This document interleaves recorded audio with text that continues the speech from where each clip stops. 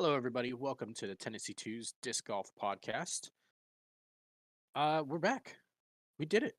We made it to another week, despite more technical issues. Because why wouldn't there be? Um, yeah, I don't even know what to say. I don't feel great. I don't know how you feel. I'm tired. My body hurts. My stomach hurts. My life hurts. Well, Not in the sense that my life is going bad. It really feels like I need a nap. So here we are. But who needs naps when we have disc golf to talk about, right? right. I always like to say, sleep is a poor substitute for caffeine. I agree with that. So with that, we're not going to waste too much more of your time at this exact second, and we're just going to hop into our presenting sponsor. Yeah. And as most of you know, our presenting sponsor is Lone Star Disc. Lone Star Disc is a family owned and operated disc golf manufacturer located in Conroe, Texas. They pride themselves on being the only disc golf manufacturer that currently produces, stamps, and ships its own product directly from Texas. Their main focus is to provide consistent and high quality discs to golfers all over the world. They have some really nice discs out. Um, right now, they're dropping them left and right, and I would expect that they are going to be doing so all the way throughout this season, just as they did last season. So make sure to go follow them on all of the socials. Um, they do really creative content. Has been really active as well. So definitely go show them some support as they show us support. And we really appreciate them, and we appreciate you viewers. All right. Without further ado, um, we got a lot to talk about and not enough time for everything because somebody decided to drop some gnarly news less than a week before All Star starts. So let's talk about that because that was 20 minutes I wasn't expecting to spend time discussing today, but here we are. Yeah. For those of you who have not seen the news yet, because you're living under Patrick Starr's rock, um, Gannon Burr has announced his departure from Prodigy. Yep. First take. Um, that this was not anything to do with Prodigy. That Prodigy definitely offered to pay him to stay. In my opinion, I believe that this is more of a brand change for Gannon to grow. That's my personal outlook. Yeah, I'm split between two like first takes is I mean the immediate gut reaction is that I mean something happened. I don't know what happened. Something happened. The other conflicting take that is in my mind is also just the concept that the deal was not finalized, so they didn't talk about it yet. I think that there's also a outside chance that the deal was done quite a while ago and they really wanted to let this Simon news simmer down a little bit. Right. Um, but let's start with that first one. If we're talking about something that there's a fallout, how detrimental do you think that is to Ganonbur's season? At least the beginning. Um, considering he has thrown Prodigy for a while, um, it could be a problem, but he's young, and I'm sure that he is probably throwing other discs um, out there with his friends. So I don't think it'll be too bad to pick up. I mean, he's super talented. I don't really see um I don't see him dropping out of the top 10 before he gets it figured out. Yeah, rankings wise, or just continuing this streak of Either basically way, not missing top tens.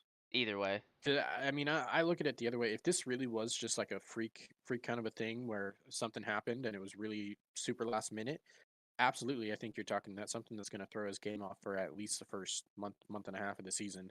Um, and I just have to say, if he has been out there throwing other discs thus far, congratulations to whoever you have around you for Not keeping that leaking it. news Yeah. super quiet, Yeah. right?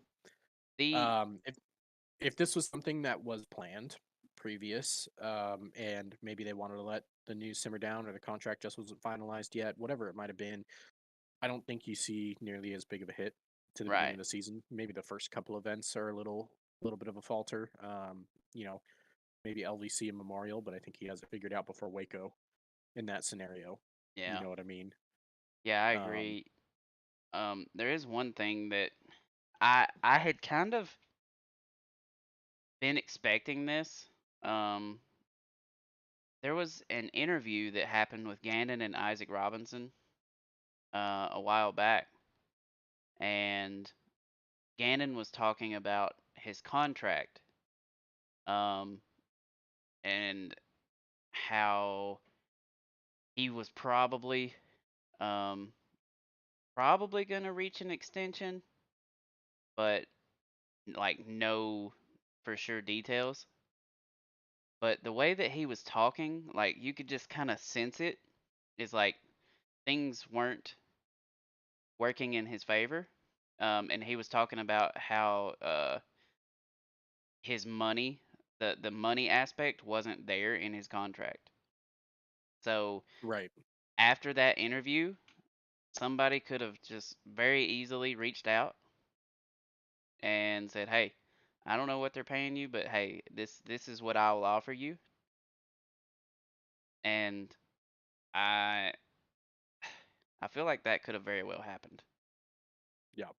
Yeah. I just, depending on where the money lines, I know a lot of people kind of gave me that feeling that they had on Twitter, when I first tweeted something about it, that they just don't believe Prodigy can afford him, which wholeheartedly I don't really agree with. MVP, if they can't afford to pay a 17-year-old kid who has one big win under his belt, then MVP can't afford Simon, and it's not close. You know what I mean? If Prodigy really can't afford him, then they've made poor business decisions Right. up I until this point, and in that's my kind of what I was opinion. hinting at the beginning is I think that they have the money to pay him and I think they could do it pretty well. Um I know for a fact Prodigy has had to have taken a downfall this past season. Um Yes. so their hope honestly was Gannon Burr and some of these younger prodigies. Yeah. No pun intended there. But um a lot of these young up and comers because they Prodigy did have that with Gannon Burr leading the pack. However, you lose Gannon and you don't really have any say so there. Um, it's gonna hurt. Like Yeah. it's a lasting impact. Um, Yeah, I have to agree. I mean, when push comes to shove, it's just you lost the best potential you have for a world championship on your team in the coming years. Now, don't get me wrong. That's not to say that Isaac or KJ don't have the potential to do such a feat, right, but you lost your best opportunity at it, right, hands down. exactly. And And I just don't. I don't know. I feel like it's a mistake. I mean, I know we all kind of really felt like it was coming eventually. Like Prodigy wouldn't be able to hold up as a plastic manufacturer to the contract that Gannon is going to yield eventually. I just didn't think it was going to come this season. right, yeah, I kind of expected it after next season. Um, because that's technically when his contract, as of now, was up.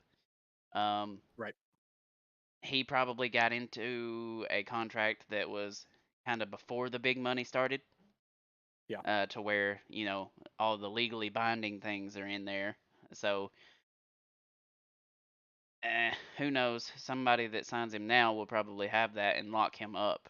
If they're smart, they lock him up on a long-term deal. Yeah, but I mean, if they're smart, they lock him up on a long-term deal, but also if you're Gannon, I You I don't don't, think you're I right? don't think you're dumb enough to get into a long-term deal. Yeah, 2 to 3 years Um max. exactly. Yeah, At his talent caliber, right now, if you do anything longer than 2 or 3 years, I think you're doing yourself a disservice unless it was $1 million out the gate. Exactly. If it's a If Simon it's a or million Paul dollars, contract, yeah, get your of 10 course year, you're 10 not. mil, Y- but that's Dude, not what he got. Like I yeah, and I'd have to agree with that as well. And that's why I think that I think people are expecting this contract to just announce and wow. yeah. And I don't think it's going to wow. I think it's going to be very lucrative for his age, Yeah. and his, accommodations so Mhm. far. But I don't think that it's truly going to be like a wow Right. contract. Assuming we get the details at all. I imagine we're going to know very quickly, considering he's going to be in public At the throwing this All-Stars. weekend. Right. You know what I mean? Um So do you think I it don't know. was do you think it was a play um to be wearing like the Prodigy stuff at while saying that you're leaving? Um or because like I didn't know what to think of it because usually that doesn't happen, but I guess he was probably going for like the surprise factor. Um, Yeah, it's hard to say. He could have just been taking a page out of Simon's book in this scenario where you're talking about Simon announced his departure while simultaneously throwing a right, final round, and did a couple of extra videos of this is going to be my last stuff with Discmania. Now, of course, his YouTube is quite a bit more lucrative than anything Gannon is doing at the moment. But it could have just been that he saw Simon do that and felt like it was a good sign of respect to the right, company that and brought him it may have been, into the world, if you will. yeah, So I would view that more as a sign of respect for the company that gave him a start versus the previous. right, yeah. One thing that constantly is like in my mind about Prodigy this past season, and probably the reason that this extension or contract didn't get met, reason for Gannon's departure, Yeah. is they probably put a lot of their eggs in one basket with KJ this past year. Um, Yeah, and don't forget that they put a few eggs in the basket with Kale over there in the disc line yep, and everything that they're doing over there. yep. But I mean, I, I personally speculated, and you might have been along with me. I don't really remember, but I speculated that last year, when we saw some of those departures, we saw something along the lines of, Chris and Cat and whoever kind of look at Prodigy and say, "All right, I see what you did for KJ. What are you gonna do for exactly. me?" And they Yep. said, "Well, how about this?" And they were like, "Not a chance. Yeah. Not a chance."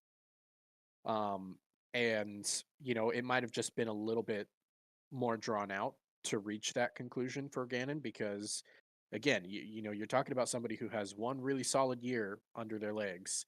It doesn't technically hold that leverage the way that Right. those other players do at this exact moment. Um, so it probably, if that is the case, it would have allegedly been something like, what can you offer me? You can see that I'm going to be the face of this company for a long time. What are you going to do for me? Right. And he had to actually go out and shop, if you will. Yeah. But I don't want to discount the idea that somebody went and got him either. Right. And I personally feel like that could have happened. Um. I'm guarantee you that he was being shopped Oh yeah. himself. I mean, Right? There's no question. You have the highest average finishing number in all of disc golf, and then you finish the year off with a major. Um, yeah. you're getting shopped. I guarantee it. Yeah. Yeah. You are. Um. So speculations. Um. What do you think? Like, I mean, everybody is pointing to Discmania. Um. Because of the departure of Simon. There's a hole there. Um, but I've also been hearing the open bag deal. What's your Yeah, I take? I think an open bag is going to be pretty unlikely. Um, if we're being completely honest. I think he's moving to a sponsor. Because the thing is that there's no reason, unless something did detrimentally happen that, they Right. really couldn't see eye to eye on and he had to make the decision leave and bail on that contract. There's no reason to bail on a contract and then move to an open bag. Right. You know That's what I mean? I feel like if we do go Unless, if we do see open bag, we kind of know, okay, something didn't go right. yeah, yeah, something happened that caused a bailout. Yeah. If you're talking about an open bag, unless the severely outside, and I want to say that this is probably more outside than any other speculation we'll talk about right now, unless Infinite really paid up,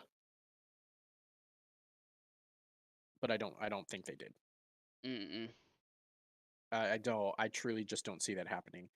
Um, Discmania, the so next Crush it's Boy just with yeah. Johnny and chat So saying. yeah, Discmania is going to be the most likely for a lot of reasons. Number one, I mean, he's essentially besties with Babcock, Yeah. who just switched over. They have a Simon-sized hole in their lineup. They have the funds. They just received $1 million buyout allegedly. Yep. Um, and the only thing is, and this is another thing that I think it's important to consider as well when you think about whether Prodigy could or couldn't afford him. They're not going to pay him more than they're paying Eagle, and No. Simon is making a lot more than Eagle right now. So you think about it, right? Would you pay you get $1 million buyout, right? Would you say, Gannon, I'll give you $1 million for 2 years? Like, just straight up, that $1 million buyout, go get you another player, get 2 years out of the deal. I feel like that's a pretty fair offer. Um, and I think for So a million a year over 2 years, or a no, million over the two a years. million over the 2 years. Like It's it'd be 500,000 a year. reasonable.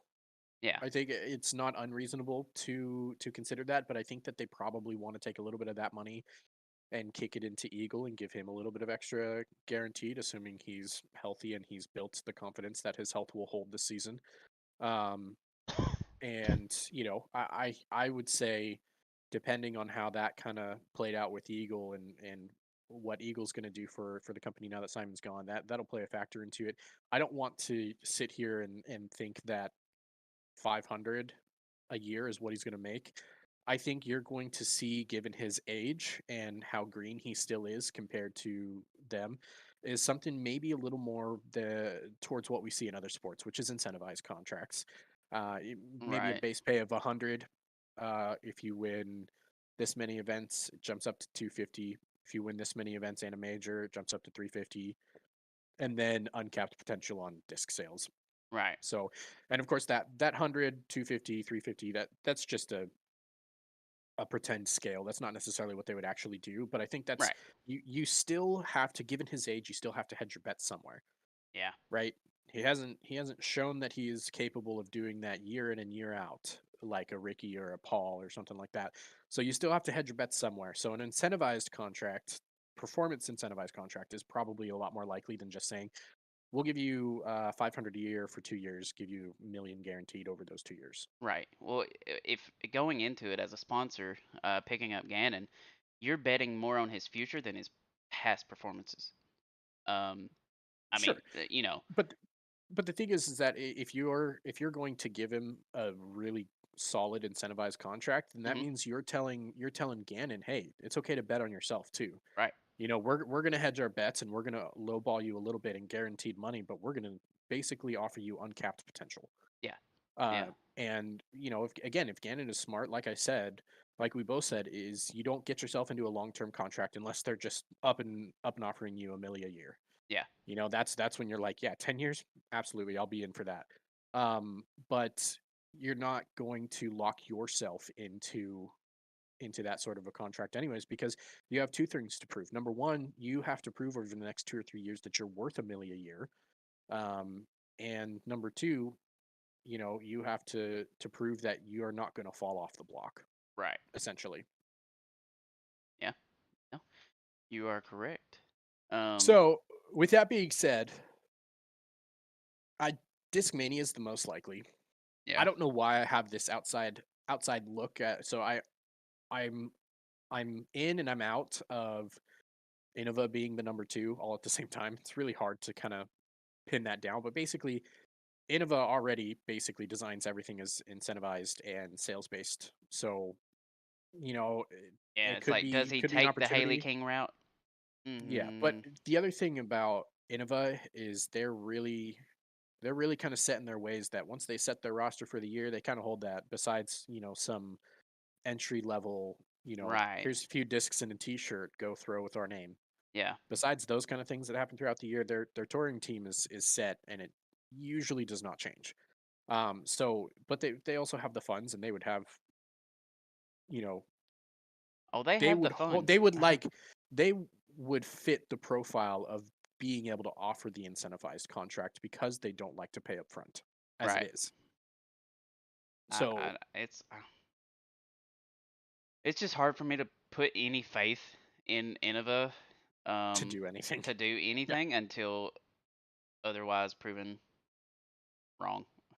Yeah. Until like we But just haven't seen that. but again, and that's why I think that Innova is probably the most likely second. Now, and again, I don't think that it's the most likely. It's still going to be Discmania in my mind. But Innova, because of the way that they stylize their contracts, it wouldn't be unheard of because they're already going to their model is already based around do something for us and then we'll do something for you. Right. So it kind of fits the MO for him. If we were talking that he had sustained this performance for 2 or 3 years before another 2 or 3 years before he actually made this move, Innova would be completely out unless they do something drastic in those 2 or 3 years. Yeah. But because of the situation and because of the lack of evidence in longevity, um, they could still fit the mold. Yeah. And then there's always an outside, really really outside chance that something ridiculous happens, like Lone Star coming in and just saying, hey, Yeah. "We got you, boo." Ah, I would I would lose everything. Um but How many Gannon Tour Series discs would you have? all of them. Um but one thing that does kind of interest me a little bit about um the Innova plot is, Theory. yeah, we'll go with that theory. Um is he does have a major title. His name The goes on a disc immediately because of that. Exactly. So, and Innova sells discs. That's all they do. They move plastic.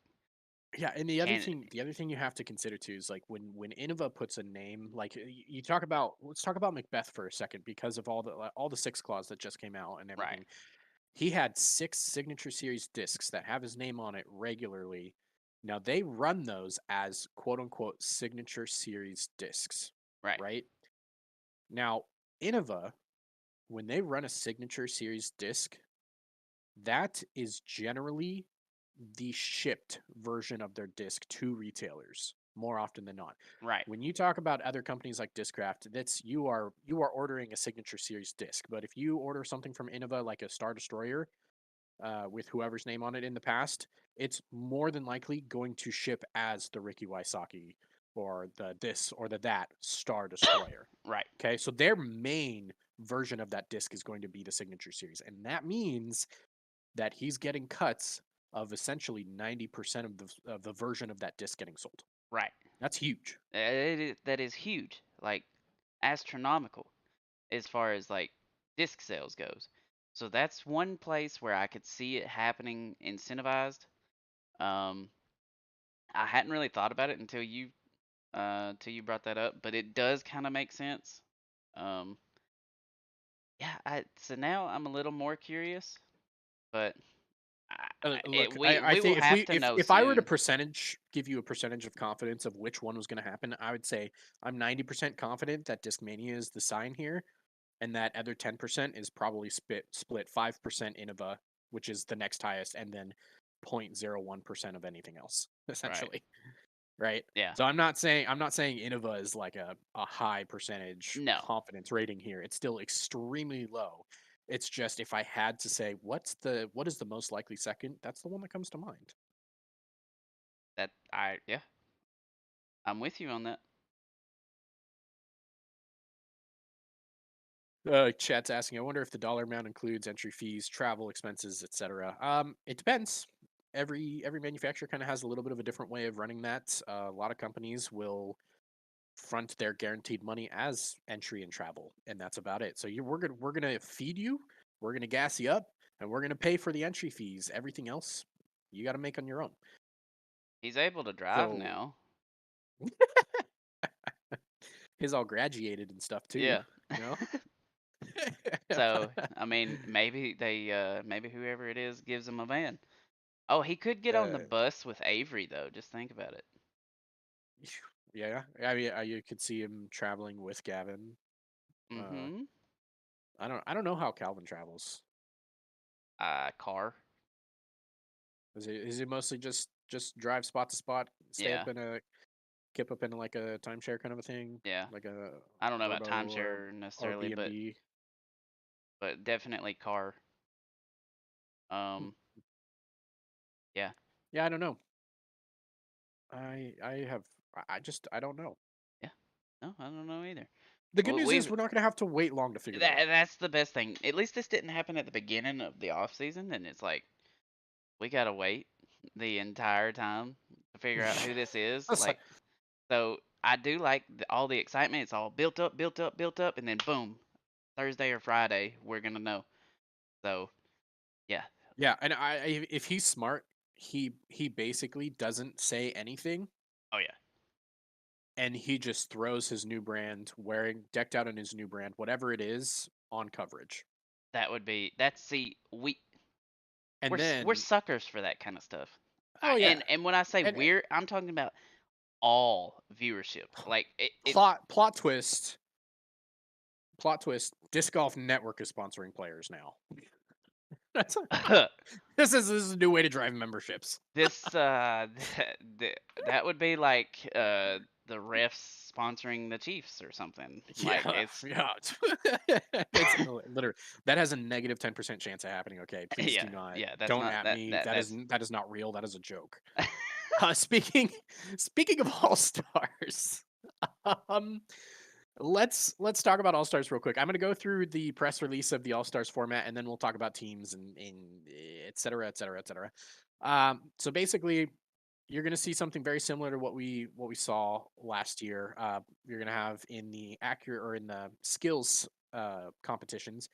You're going to have putting, accuracy, and then accurate distance. I believe they're going to continue with the accurate distance as opposed to widening up the fairway. yes. Or they might widen it up a little bit, but I think it'll still be pretty slim. Putting is going to be 6 stations: 20, 25, 25 obstructed, 33, 33 obstructed, and then 45, and then a bonus 66. Every one of those is 5 attempts. The points will scale to the difficulty of the putt. So for the 25 footers, 1.20, the 25 obstructed and 33 is 2, 33 obstructed and 45 is 3. The 66 will be 5.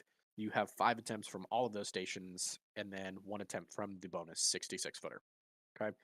Shot shaping. It's going to be, I'm not going to read all of this, is just really long. But to give you an example, the first station is going to be a Mando right side.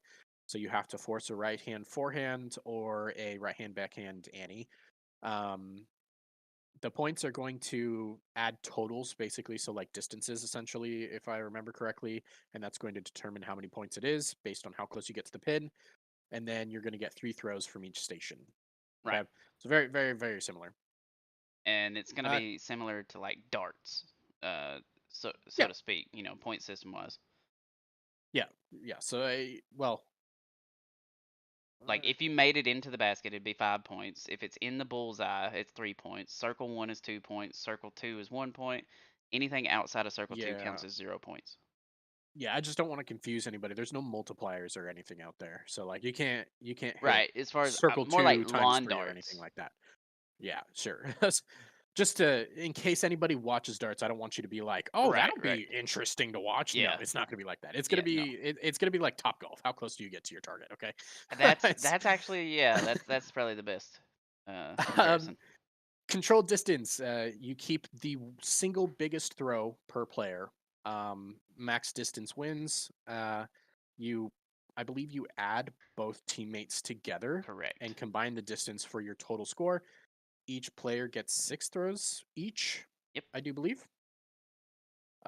And moving on from there, similar to what we saw last year, you will have a doubles competition. And then on Sunday, you will have a singles competition. I believe all of that is going to be formatted as match play, not stroke play. Um, I think it's the opposite.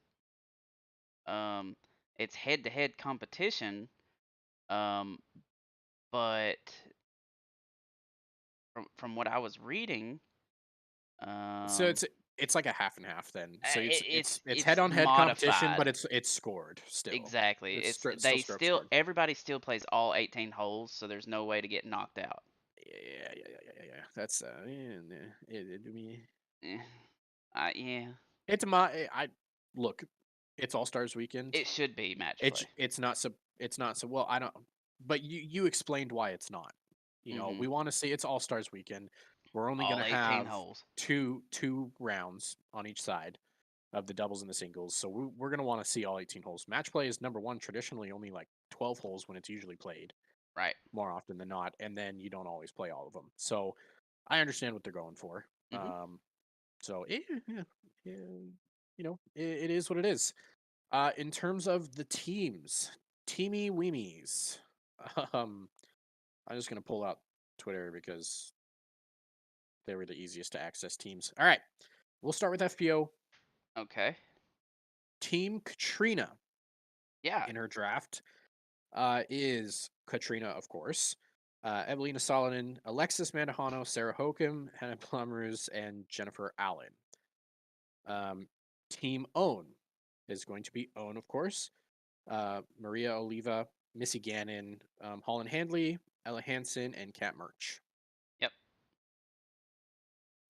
Initial thoughts: it balanced, unbalanced, Not really. favored, Um, I feel like one team is balanced heavily on distance and one team is balanced heavily on shot shaping and putting. and putting. Yeah. So It, like team own is definitely the favorite in putting, uh, by a long shot, and I would say team Katrina is favored in distance by a long shot. more than I would imagine more than likely. I actually don't have what exactly they were assigned to right in front of me in Yeah. terms of putting or accuracy. I can try to find them, I'm sure, but I'm not going to, just because we're all going to find out. But I mean, essentially, Own's team is going to want to dominate both the accuracy contest as well as the putting contest, Right. and they could feel free to give up the distance, but they don't have to. Luckily, they have you know they have the current reigning champion of distance right now, regardless of what Jennifer Allen has done in the Right. past. Okay, so you've got current distance versus world record holder, and one of the things about world record holders, just in case anybody was wondering, 9 times out of 10, there is not a set fairway that you need to land in. Okay, Right. You get it's full great. fairway. It's great to have all the distance in the world, but if you guys remember last year, almost every player, 4 out of 6 throws landed out of bounds. Yep. That was pretty common. So, with that being said, that just kind of balances the playing field just a little bit and gives Hansen a chance. I would say. Yeah, I still think when push comes to shove, um, you know, Jennifer's the farther thrower, but I think Well, who Hansen are has a you better matching with opportunity. Hansen? Like, who are you putting out of all of the rest of Owen's team? Who is probably the Cat second furthest thrower? cat Do you think merch. it would be Holland or Cat? Cat. Yeah. I think so. I mean, you probably couldn't go wrong either way, but it's I silly feel to like talk about it because it's already been chosen. right. But I just Yeah, I don't have that choose in I do front of me not at the either. moment. Um, Yeah, I have all of the stats for or all of the matchups for everything that's actually recorded stroke play. right. Just not the I don't skills have the competition. skills competition lineups. Yeah, I don't know either. Um, Um, but that's okay. I suppose I could find it, Eh, but it'll be okay. yeah. So Um, but you know that Hanson and Allen are going to be in that distance. So yeah. when push comes to shove, though, And so is own- Evelina. owns own squad own squad needs to take down accuracy. I'm not saying Accuracy they're and out of putting. distance. I'm not saying they're out of distance by any means, but they know that they are. Yeah, that's a very very tough road ahead of them Yeah. comparatively. I'd imagine. I mean, you got Missy and Owen putting, and then Holland and Maria probably doing shot shaping. Owen's Yeah. team is very well thought out, I feel like. Um, Yeah. It's so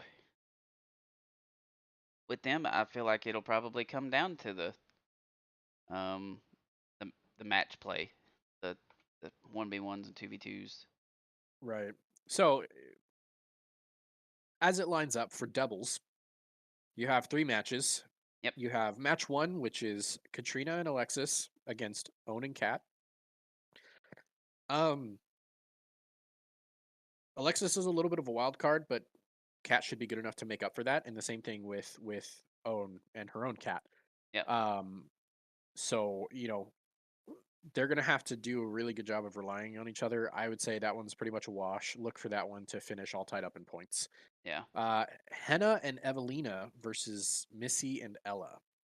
That one is That gonna is be very heavily in favored of Henna and Evelina in my mind. it's gonna be Um, exciting to watch though. Truly. yeah, I feel like. Um One thing I will say about Missy is that I feel like in these competitions she goes for more fun, um, yes, potentially. Whereas I feel like Evelina and Hannah are gonna be like cutthroat. So yeah, yeah, I would uh agree with that. that's kind of where I would lean with that as well. Match three. So, anyways, match two. I'm personally predicting that you're gonna see Henna and Evelina take that match. Yeah. Um, No, I agree. and then match three, Jennifer and Sarah against Holland and Maria. I, it That one's interesting, it's the newcomers versus the veterans. and I don't know.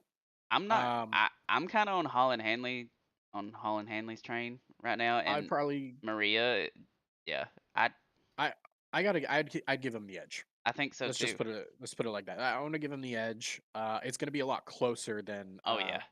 what I think the Henna and Missy Yeah. match will be. No, totally. Um, so push comes to shove, it looks like Team Cat should come out of doubles with the lead. Should. Um, Yeah. just from what I can see. Singles, of course, are going to be the same concept. You're going to have basically two players matched up against each other specifically. Right. Uh, Match number one, no surprise, is going to Cat and be own. Katrina Allen and Own. And listen, I mean, it's going to depend on Katrina's putter that day, I think. Yeah. If she's putting well, she's going to have the edge over Own. If she's not putting well, Own's going to make up the strokes with her putter. Yep. There's no doubt about that. So I'm going to call that. A I'm going to call that in wash. favor a small favor to Cat. Uh, Okay. just because it's also a golf course style, I'm gonna you go. know, layout. Yeah. I'll probably go the opposite way. Match two, Evelina against Missy. And this one's really, really interesting because Evelina's going to dominate the fairways. And Missy's gonna dominate Missy the circles. comparatively, Yeah, and it's not even that Missy is the greatest putter in this group. It's just she's that much better than Evelina. So it's gonna what's gonna determine that matchup is how often does Evelina end up inside of 15 feet And specifically. has Evelina fixed her putting? Like that's possible. Like she could have done it. Don't forget as well, it gets really windy in Arizona this time of year. Um, so you know, being a confident putter is half the battle. Right. Even if she fixed her putting motions and her stroke, confidence is key, and we know how quickly she loses confidence. So I still think it's got to come down to her confidence on the fairways, Right. and putting it inside 15 feet. I'm gonna call that one a wash. That's my literally anything could happen matchup, in my opinion. Yep. Match three: Henna Blomroos against Cat Merch, and um, Cat Merch has the fire and the talent, but Henna Blomroos has the experience. I think this one goes pretty heavily in favor of Henna when push comes to shove.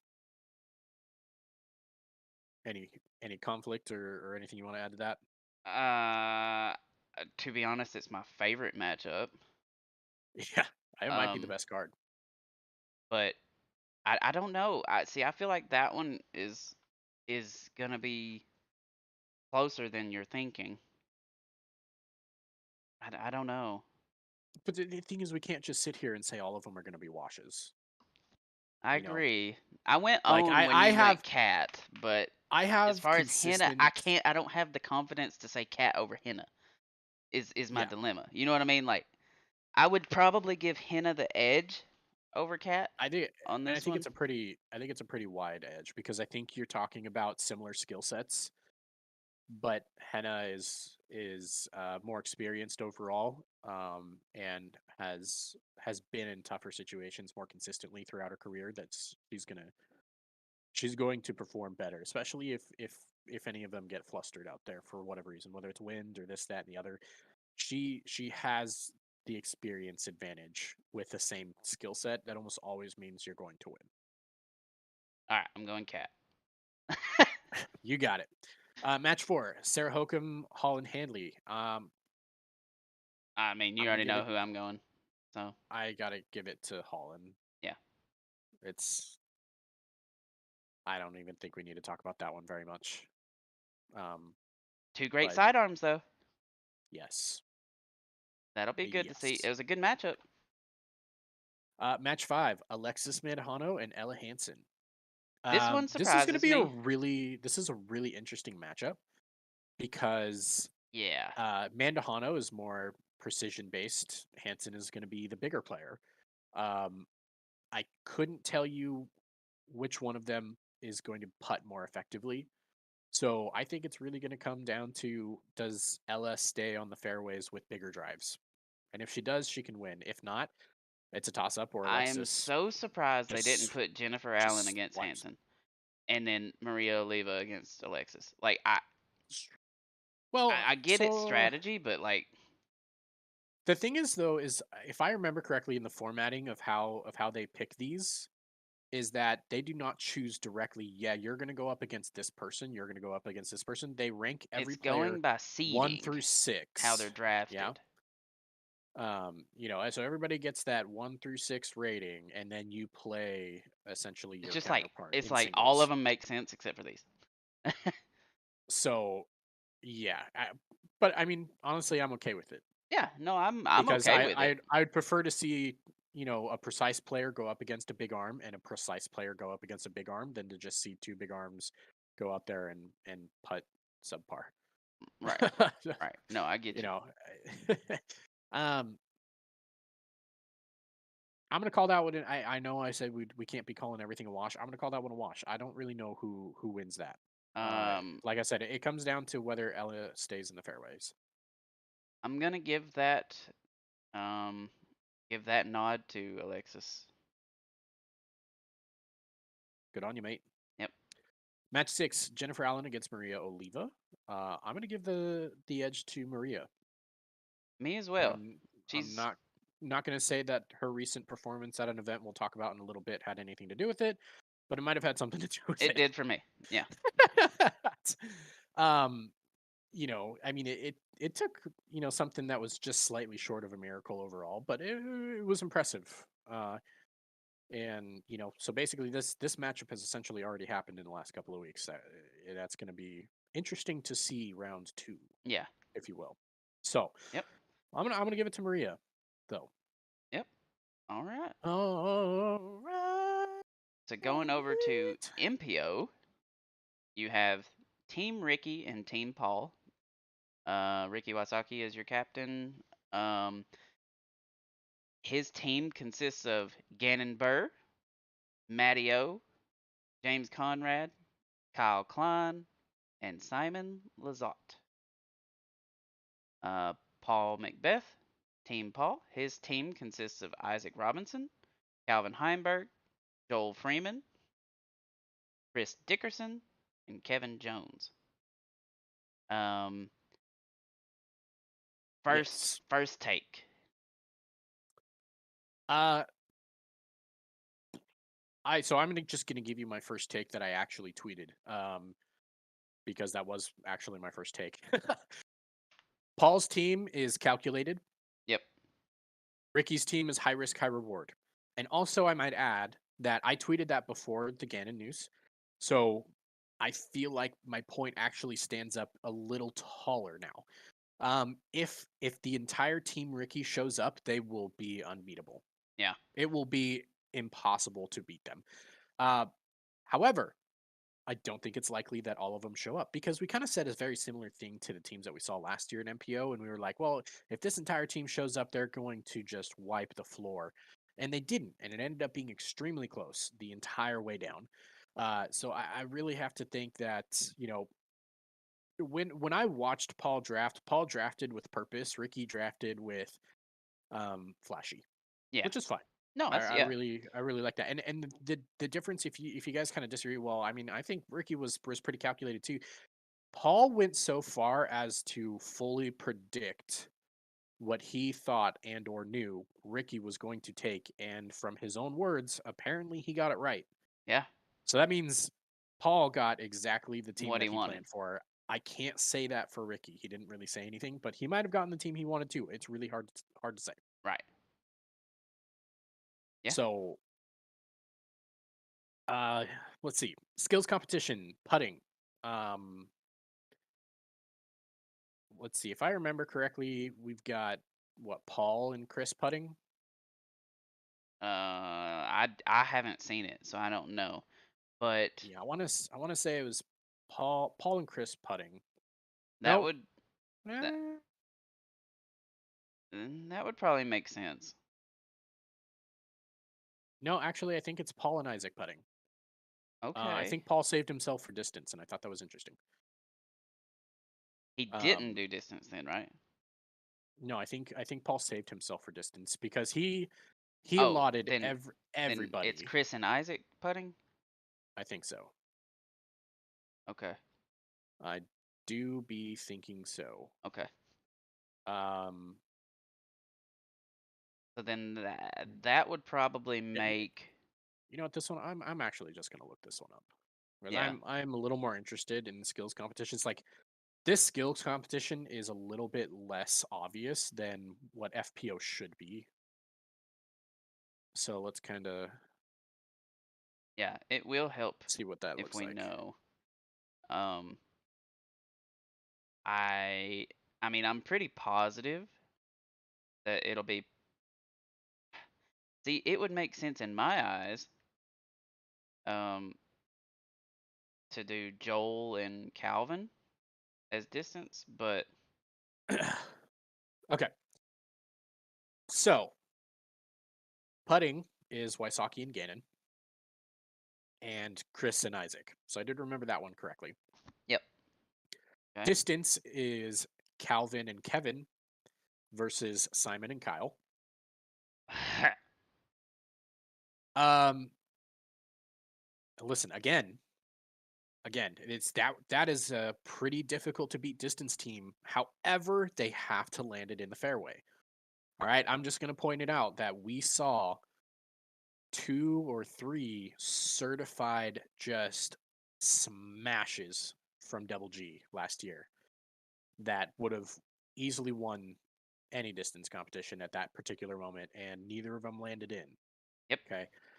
So they had to go with his lower score, and I believe they ended up losing, if I remember correctly. Yeah. So keep in mind that there is an equalizer in it. However, the eye test still says Simon and Kyle.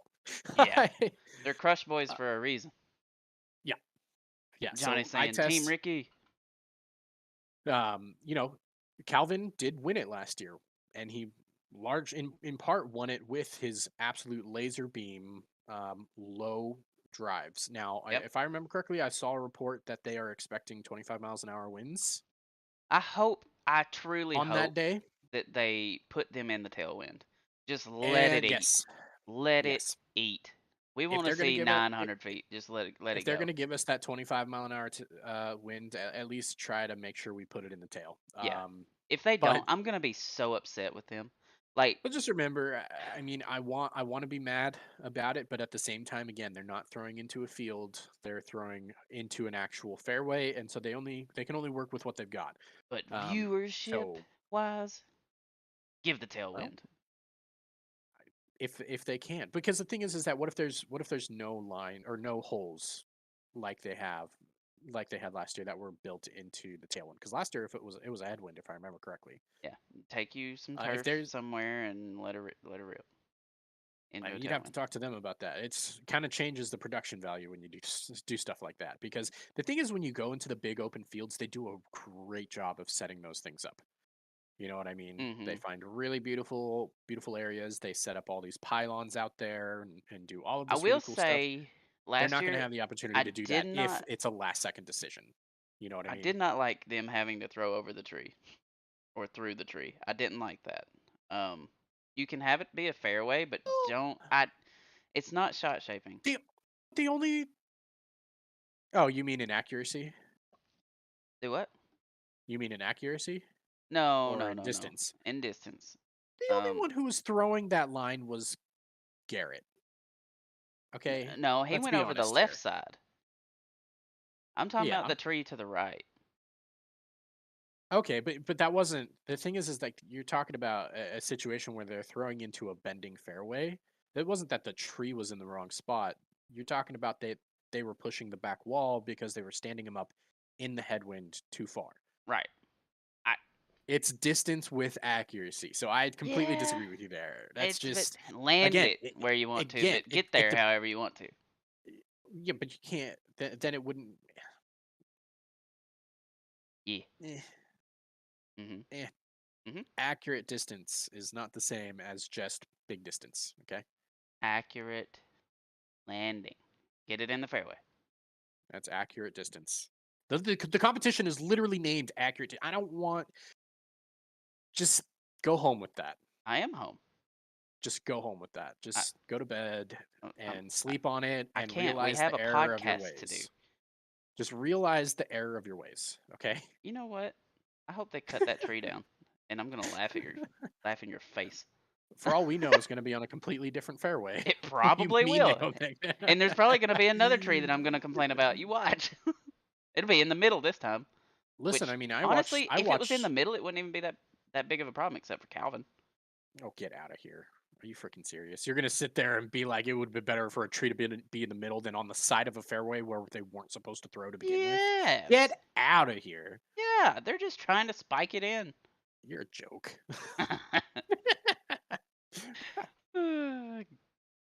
Continue. Accuracy: James Conrad and Matty O versus Polly McBeast and Joel Freeman. And I gotta say, I really think that will be so good. So good. it has the potential to be extremely exciting, but I think Paul and Freeman kind of nailed that one down pretty I good. think it all depends on Joel. Like he's kind of Joel, so it's Joel if and James. yeah, if Paul and Matt, you know that they're going to do what they need to do. exactly. They're pretty much James and Joel are surefire going to be, gonna be there. you know, Um but in that case, if I'm going Joel versus James, I'm probably going Conrad.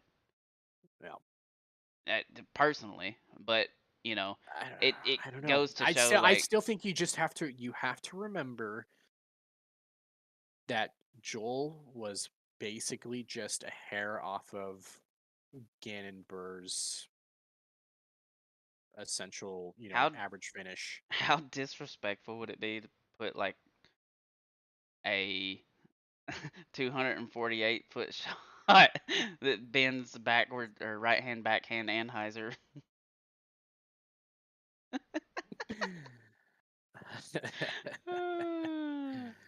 Listen, all right? It's Listen. like twice or it's luck. Come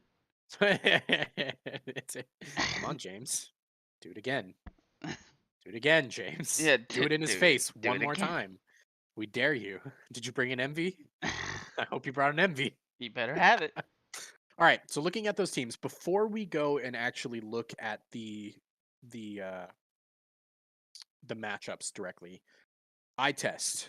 Given everything that you've seen, who wins? Um, Team Ricky.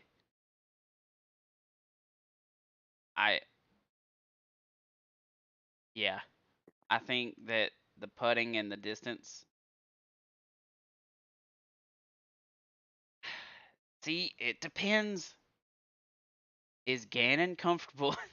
You know what I mean? Like, is Gannon comfortable What with about Simon? whoever he's throwing? I Simon is gonna throw fine. Is he? Yes, Is he? yes, His very first time taking a brand new set of discs out to the desert at elevation, is he going to throw fine? yes. Full Bold. confidence. Full confidence. Bold. I I'm think not he even. I'm not even a little bit worried. see, I don't know. I think he throws fine, sure, but I don't that doesn't mean that he throws well enough to win. I think So he here's does my pretty thought easily. process, okay? Originally I thought it was really close and I thought this was going to be a great matchup. I thought this was going to be super fun to watch. The Gannon news flipped it on its head for me and now I am full team Paul. Okay? Paul Macbeth, you know what you're getting out of Paul Macbeth. Yep. Okay? I don't care whether it's you know, it's All-Stars or Worlds. Paul's going to take it seriously. He might have a little more fun than he does, in some of his big tournament rounds, but he's going to be taking it serious. Right. Calvin, Calvin's coming off that disappointing loss last year. He's got something to prove. Okay, he's got something to prove. Chris Dickerson, consistent. That's all I can say. Isaac Robinson, he is on the consistent side of possibly a wild card. Kevin Jones, absolute wild card. Joel Freeman, consistent. Okay, you know what to expect out of Joel Freeman. In fact, if the fact that Joel Freeman was a you have to take it pick for Paul, I had no problem with that. Paul knew that Joel was going to be his final pick, and he was 100% prepared for it. And let me tell you, if you guys do not agree that Joel Freeman is going to be the consistency that you want out there, explain why he was in top 3 of average finish last year.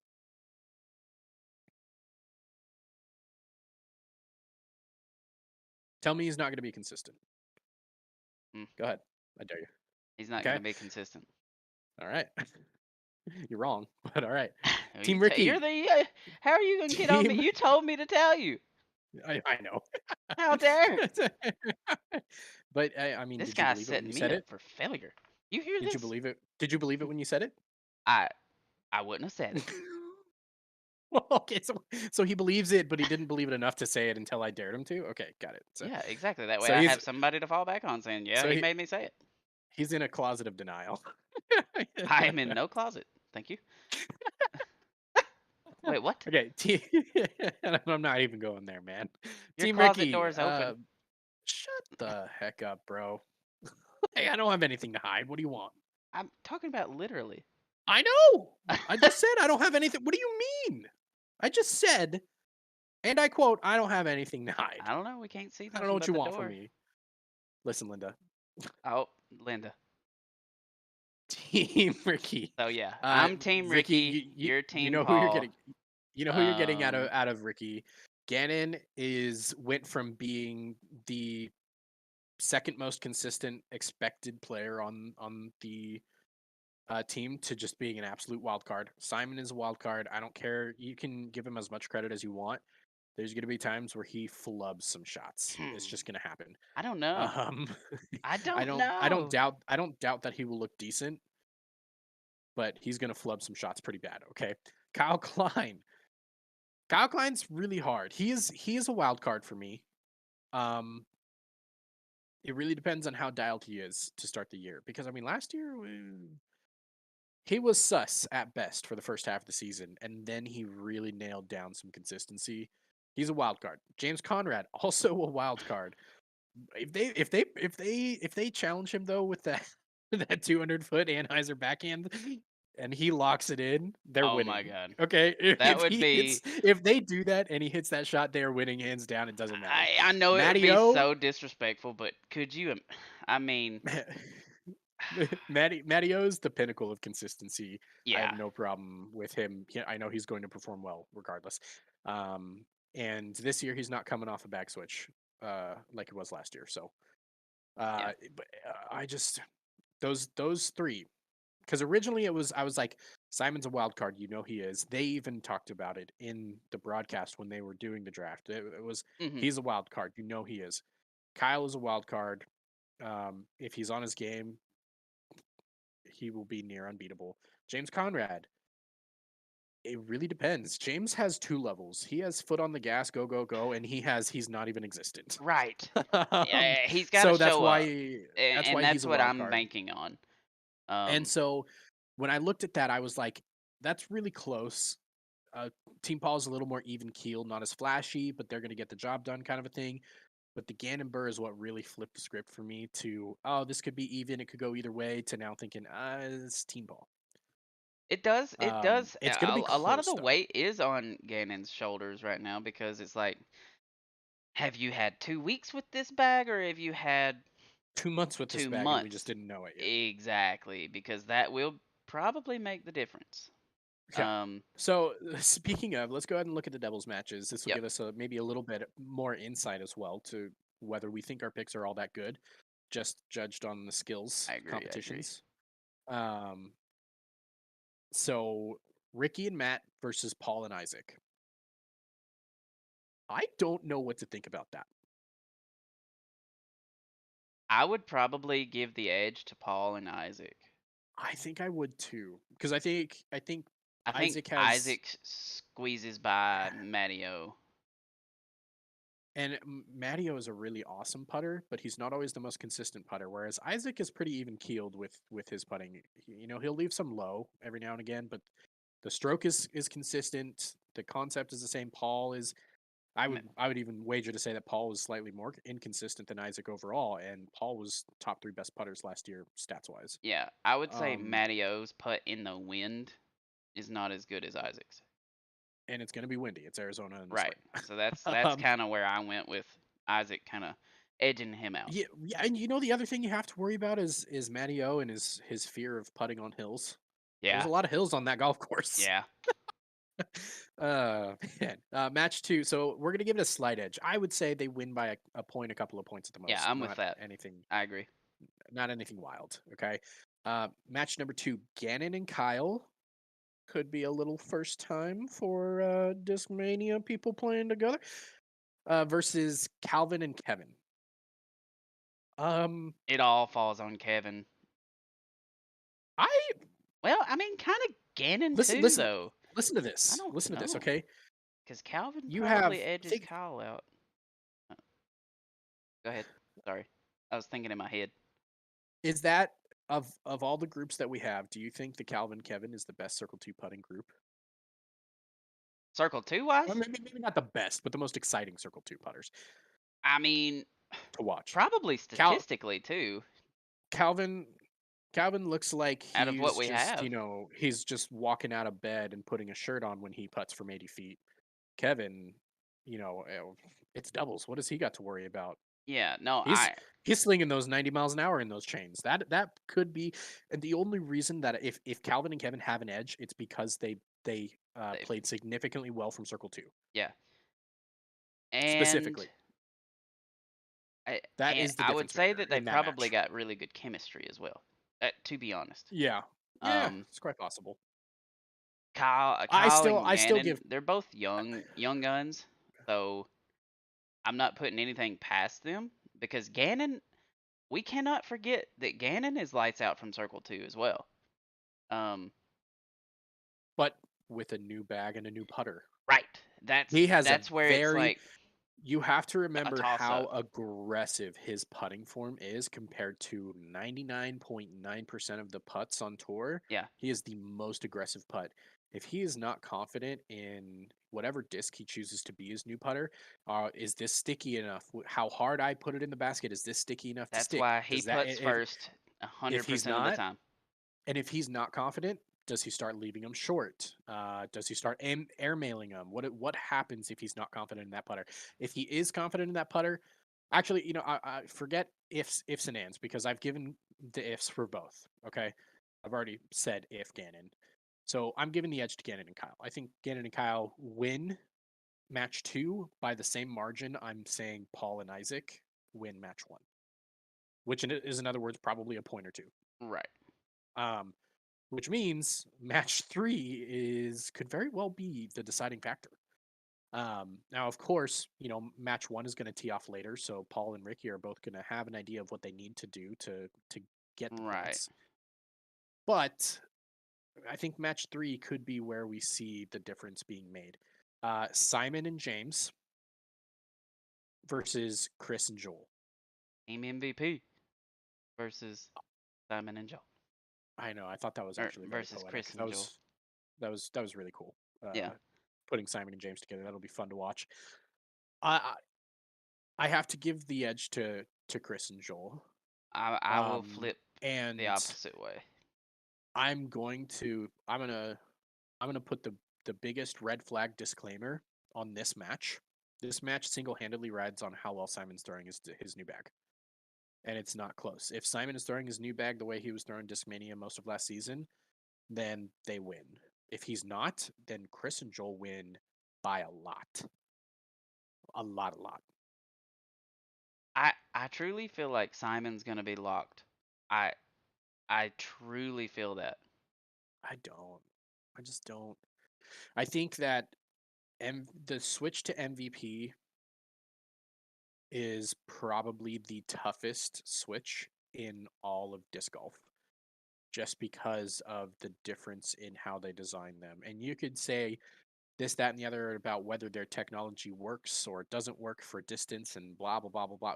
It doesn't matter. Whether it works or gets you extra distance, MVP discs fly different. Right.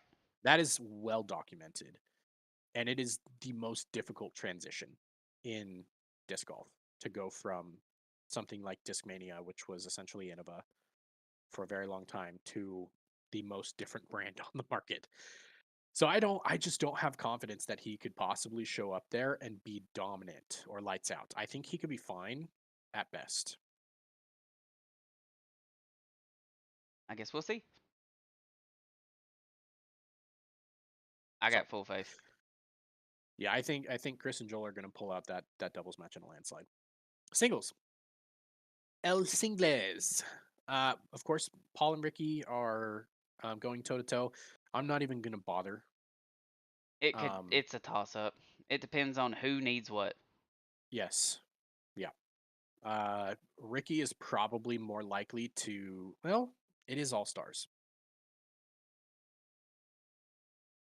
I wanted to say Ricky was more likely to make bigger, more dangerous throws, but then I remembered It's Paul throwing hole 17 at Waco last year in round 2 and parking it from where he was and thinking no human being would throw that shot in their entire life. It takes a different human. And he did that in a tournament round, not in All Stars. So yeah, it's just a wash. It's going to depend on what they need points wise. that's where I'm Um, at with it. Now keep in mind they are going to be in cards of 4, so they will also be playing alongside Calvin and Gannon. Calvin for Team Paul, of course.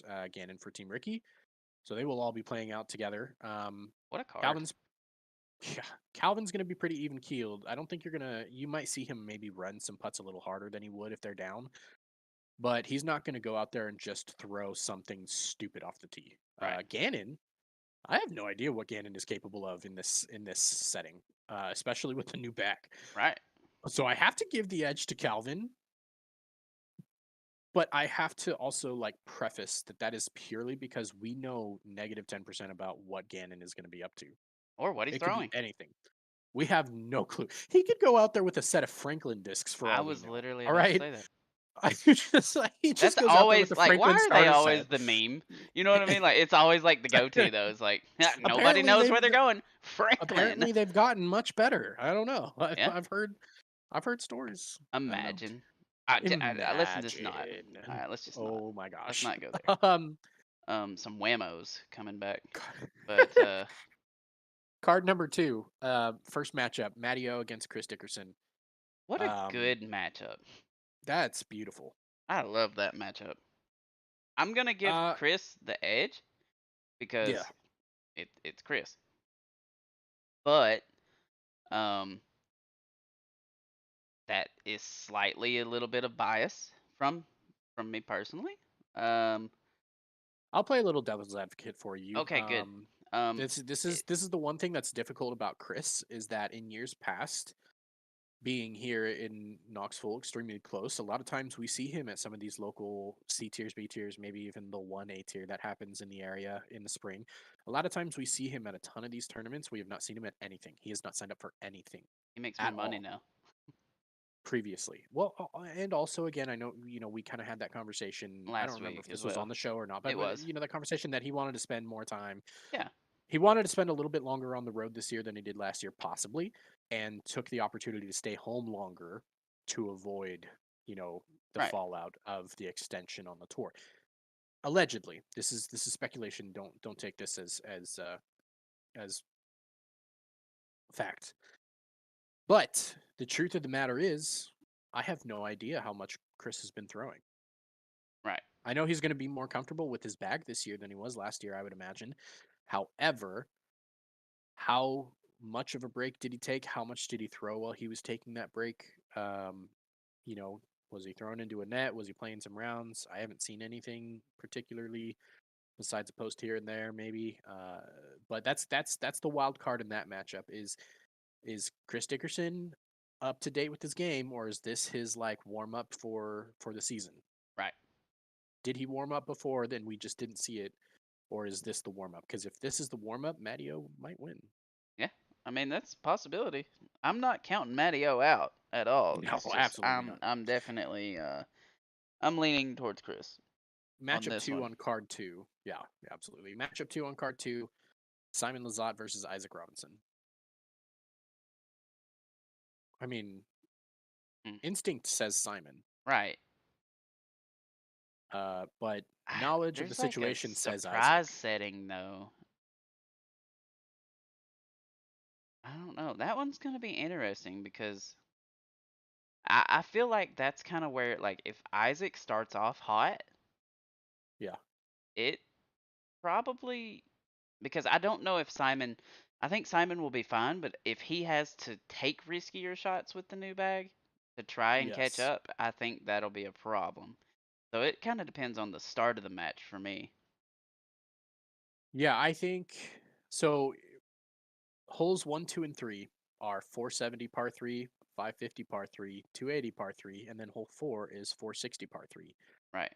The farther away you get, the harder it is to dial in accuracy with new discs.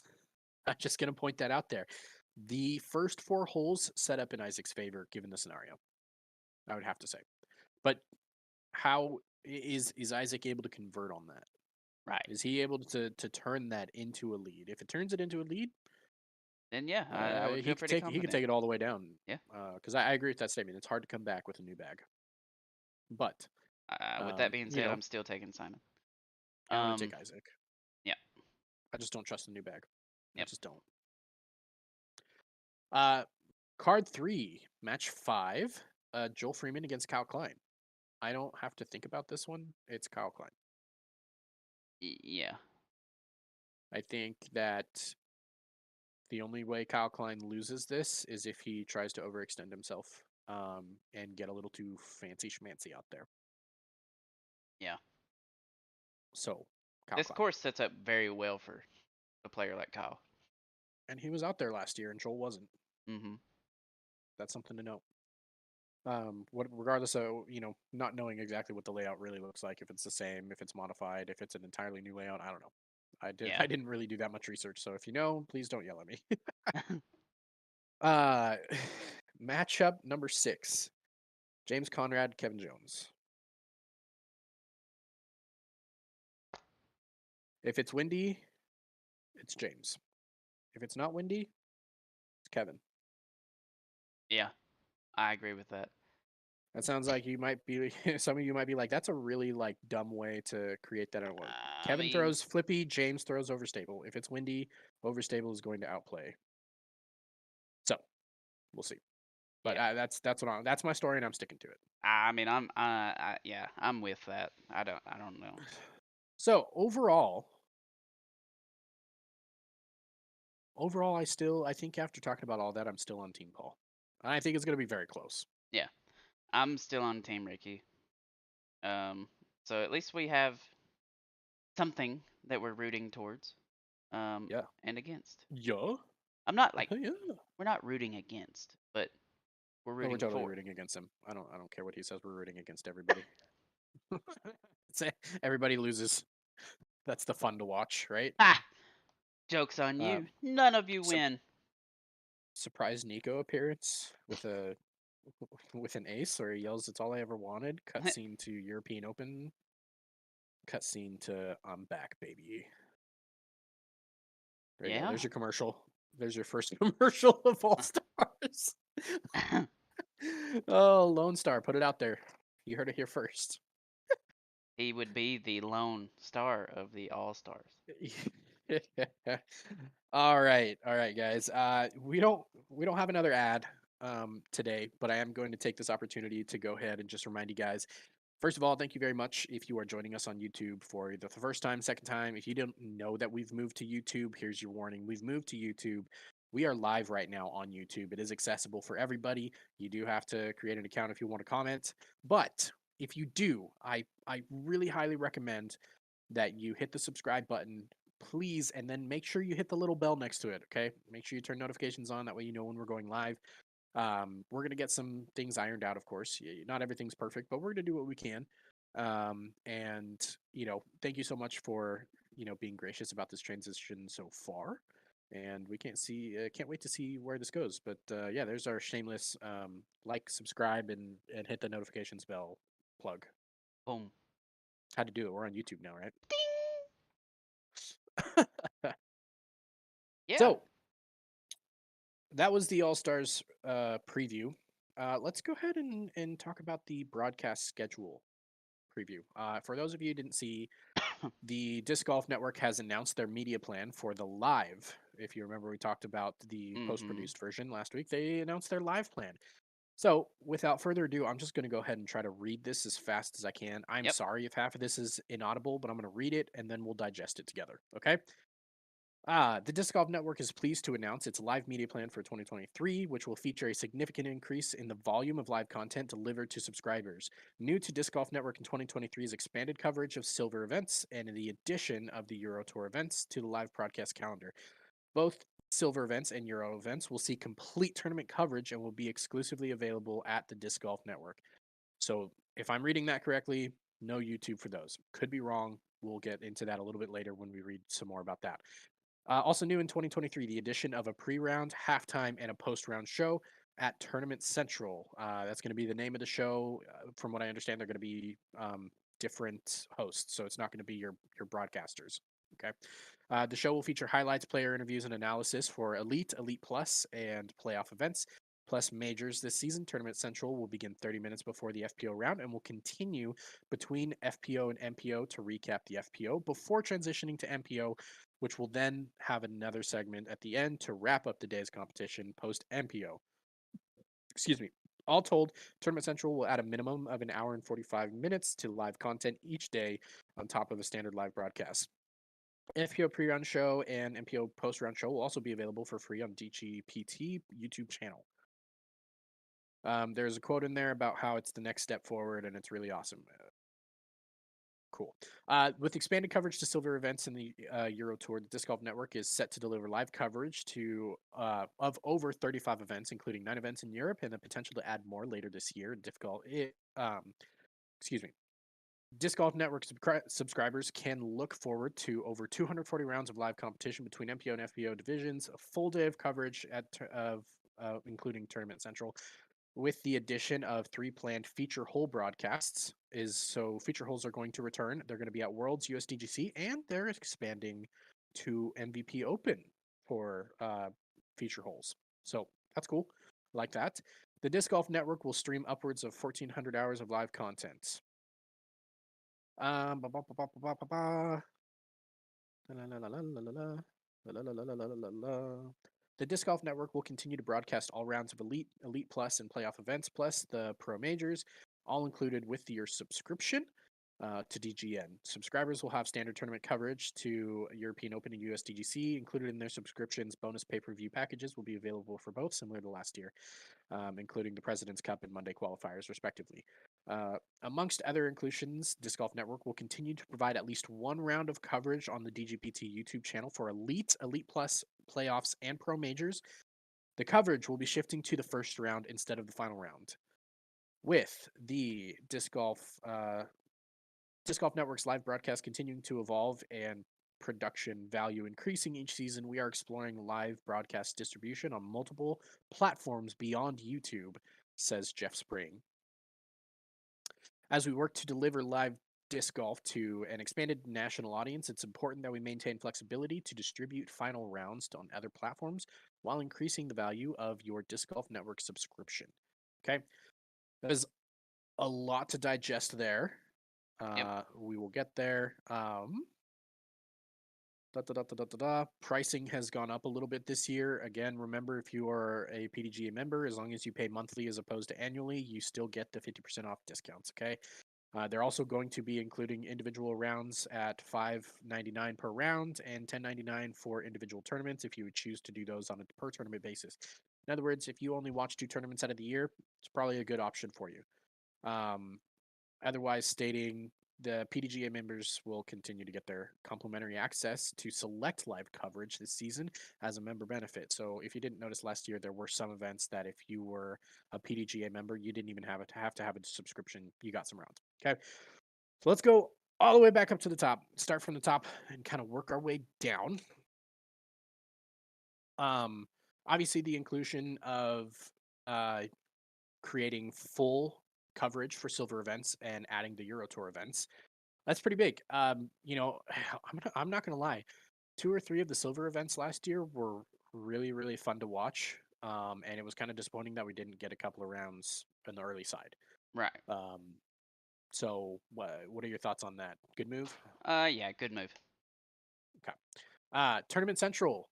What are your feelings, thoughts, initial gut reaction?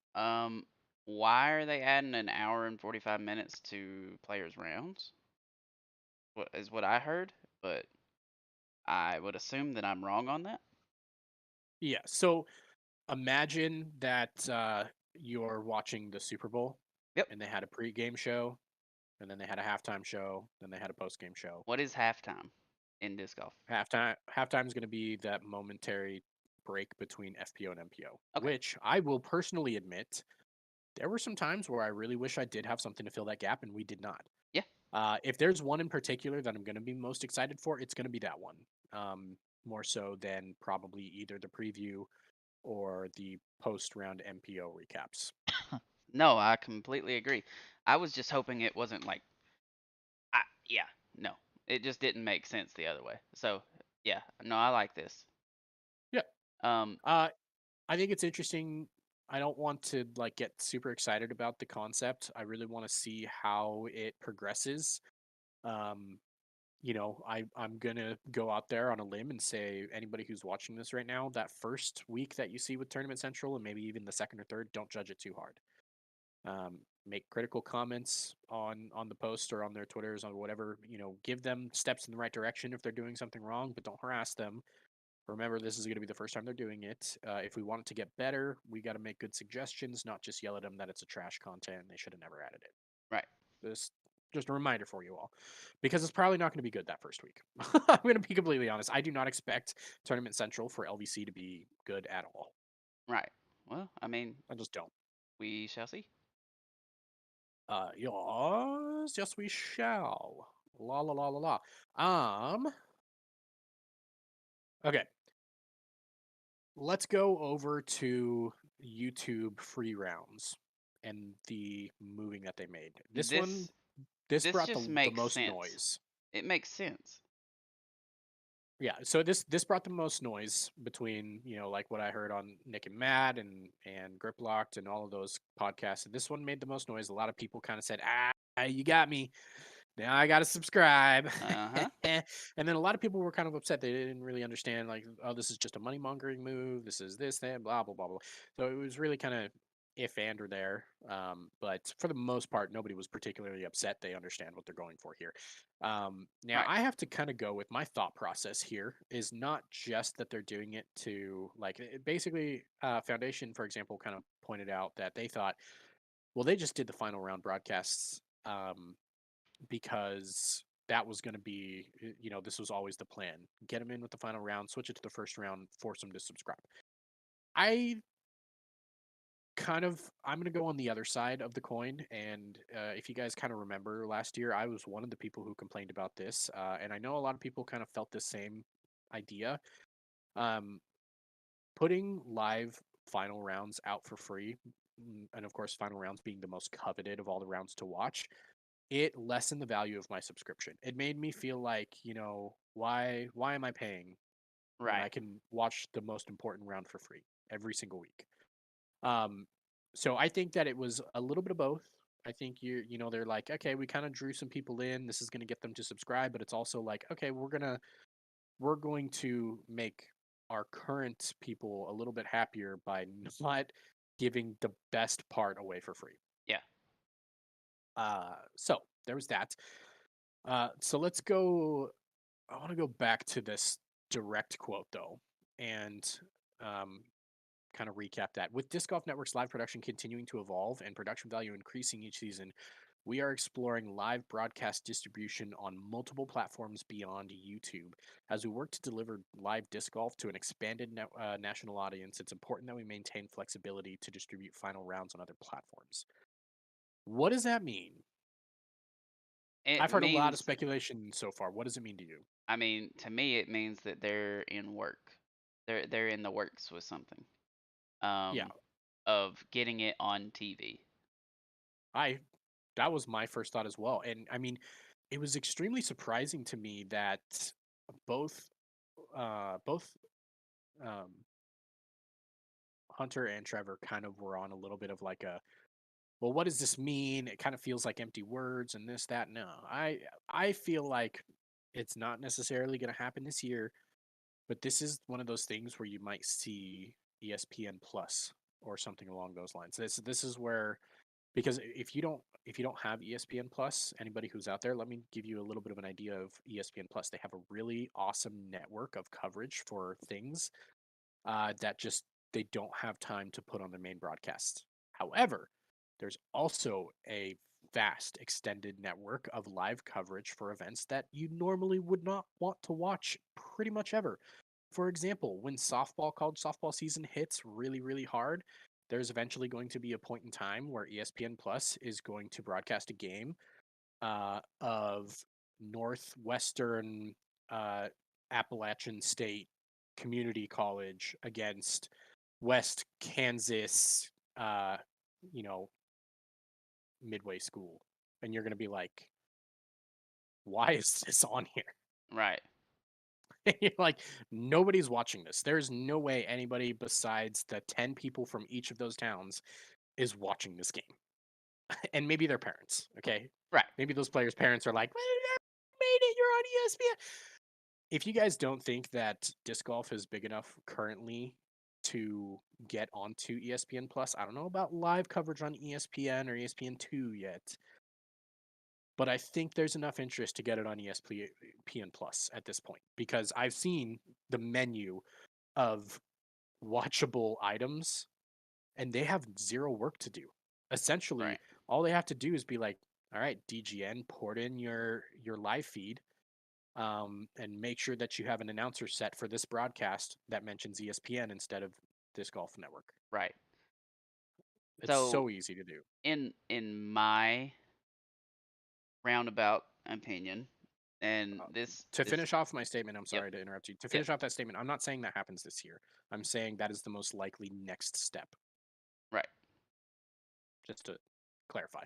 So I mean, I'm kind of going with you, but against you at the same time. It along the same lines, just kind of without the ESPN part. Um, so on cable TV, right? Hmm. We have an NFL channel, we have an NBA channel, we have a golf channel, we have a bull riding channel, we have a NASCAR channel, we have we have a hockey channel, we have a bowling channel. Right. All of this stuff, I I'm not saying that it's impossible um that ESPN picks it up, right? But with the tournament coverage the way that it is, ESPN cannot dedicate 8 to 10 hours of of a segment of their broadcast each weekend. Um, Right. Go ahead. so I'll what? keep my thoughts to myself until the end. Okay.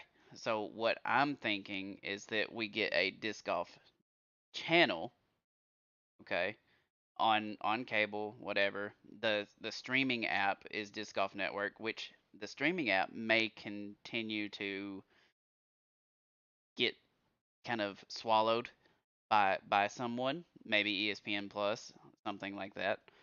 Hmm. Um, but for instance, if we did get Disc Golf Channel on cable, all of this stuff that's been going on behind the scenes and in the off season and stuff like finding the lines and all of this different disc golf content, it can technically be filler, um, like throughout the week. I don't think right now. I don't think there's enough volume to run an entire channel throughout the week, um, without Yeah. running a bunch of reruns. Um, which they could do that. That they could do that, but that's why I think it would be more in the future a little bit, maybe kind of like what you're saying. Yeah. Really focus on other shows. Eh, So here's where I disagree with that. I think that you're in the right mindset, but I think you're thinking of that being a little bit closer than it really is. In my mind, we are at a like the closest possible time that we see that happen is 5 years, probably closer to 10 years before that happens. As disc golf media starts to expand beyond the veil of YouTube, that's when we'll start seeing. One question: Go is ahead. cable here in 10 years? Probably not, but I mean, the thing is like cable is 6 to 1, half dozen of the other. It doesn't really matter what you call it. It could be Hulu Live at that point in time. It doesn't Well, really see, matter. yeah. So I mean, if it gets on streaming, Yeah, but the thing is, so you're not. But if it gets on streaming, you're not talking. It's still the same thing.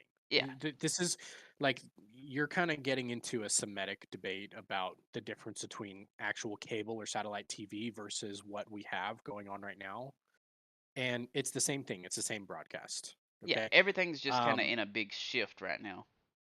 Yeah. So, but all the only difference is that you're talking about that information, all of those broadcasts going from coming through a satellite box versus coming through your fiber optic. Yeah. It's still going to be the same product though. Oh yeah. So No. TV doesn't die like standard viewing television does not die in 10 years. The concept of actually purchasing cable plans Right. versus doing it through a provider, whether it's direct TV is continues theirs as a streaming only service Right. or whatever. So I basically the vessel changes, but the liquid inside doesn't. Right. Okay. It's still going to be a monster. It's just maybe a monster in a bottle instead of a monster in a can. Yeah. You see what I mean? Right. Yeah. So you're still 5, 10 years from that happening, I think, at Um. the earliest.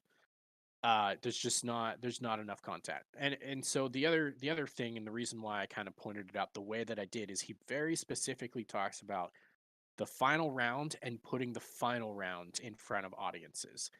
So you're not going to focus on the final round specifically in that statement if you're thinking about a full channel, right? Because a full channel is going to be inclusive. You're going to do everything. Right. But if you talk about that final round, you put that on ESPN Plus. If you, let's say it's just like ESPN said, you know what, the Pro Tour Championship show did better this year than it did last year. I don't know. I don't know the numbers. I haven't seen them. If somebody has a link to the numbers, I'd like to see them. But ESPN says, you know what? How about once or twice this year? Let's say Worlds USDGC or Worlds MVP Open. Let's run MPO final round ESPN Plus, Right. because it's not going to start. The other thing is you kind of argued that they're not going to find a broadcast that on every single Sunday. It's just not going to happen, and you're right. But the same thing happens with golf. Okay, you see 3 tournaments a year that's actually on ESPN on a Sunday. That's the truth. Right. There are a lot more than 3 big tournaments a year, but those are the big tournaments a year. You're going to see Masters, the U.S. Open. You might see a little bit of Ryder Cup, but a lot of those also trickle down into disc golf or into golf TV or the Golf Channel, and that sort of stuff. So in terms of ESPN as broadcast, you're talking 2 or 3 final rounds throughout the year, maybe, and Which that's on ESPN Plus. That's early and that's early viable. early part of the year it wouldn't be a problem, but when football gets back, it's I mean, Again, there's nothing you're that talking comes about. back over that. Well, not necessarily as well. There are always the people who are going to watch something other than football. There's a lot of people that don't like football. There's a lot of I'm people who just watch talking about like ESPN. provider wise. It's not going to take Yeah, the but place. you don't have to worry about that, because if you're talking about ESPN in this scenario, ESPN doesn't broadcast football on Sundays.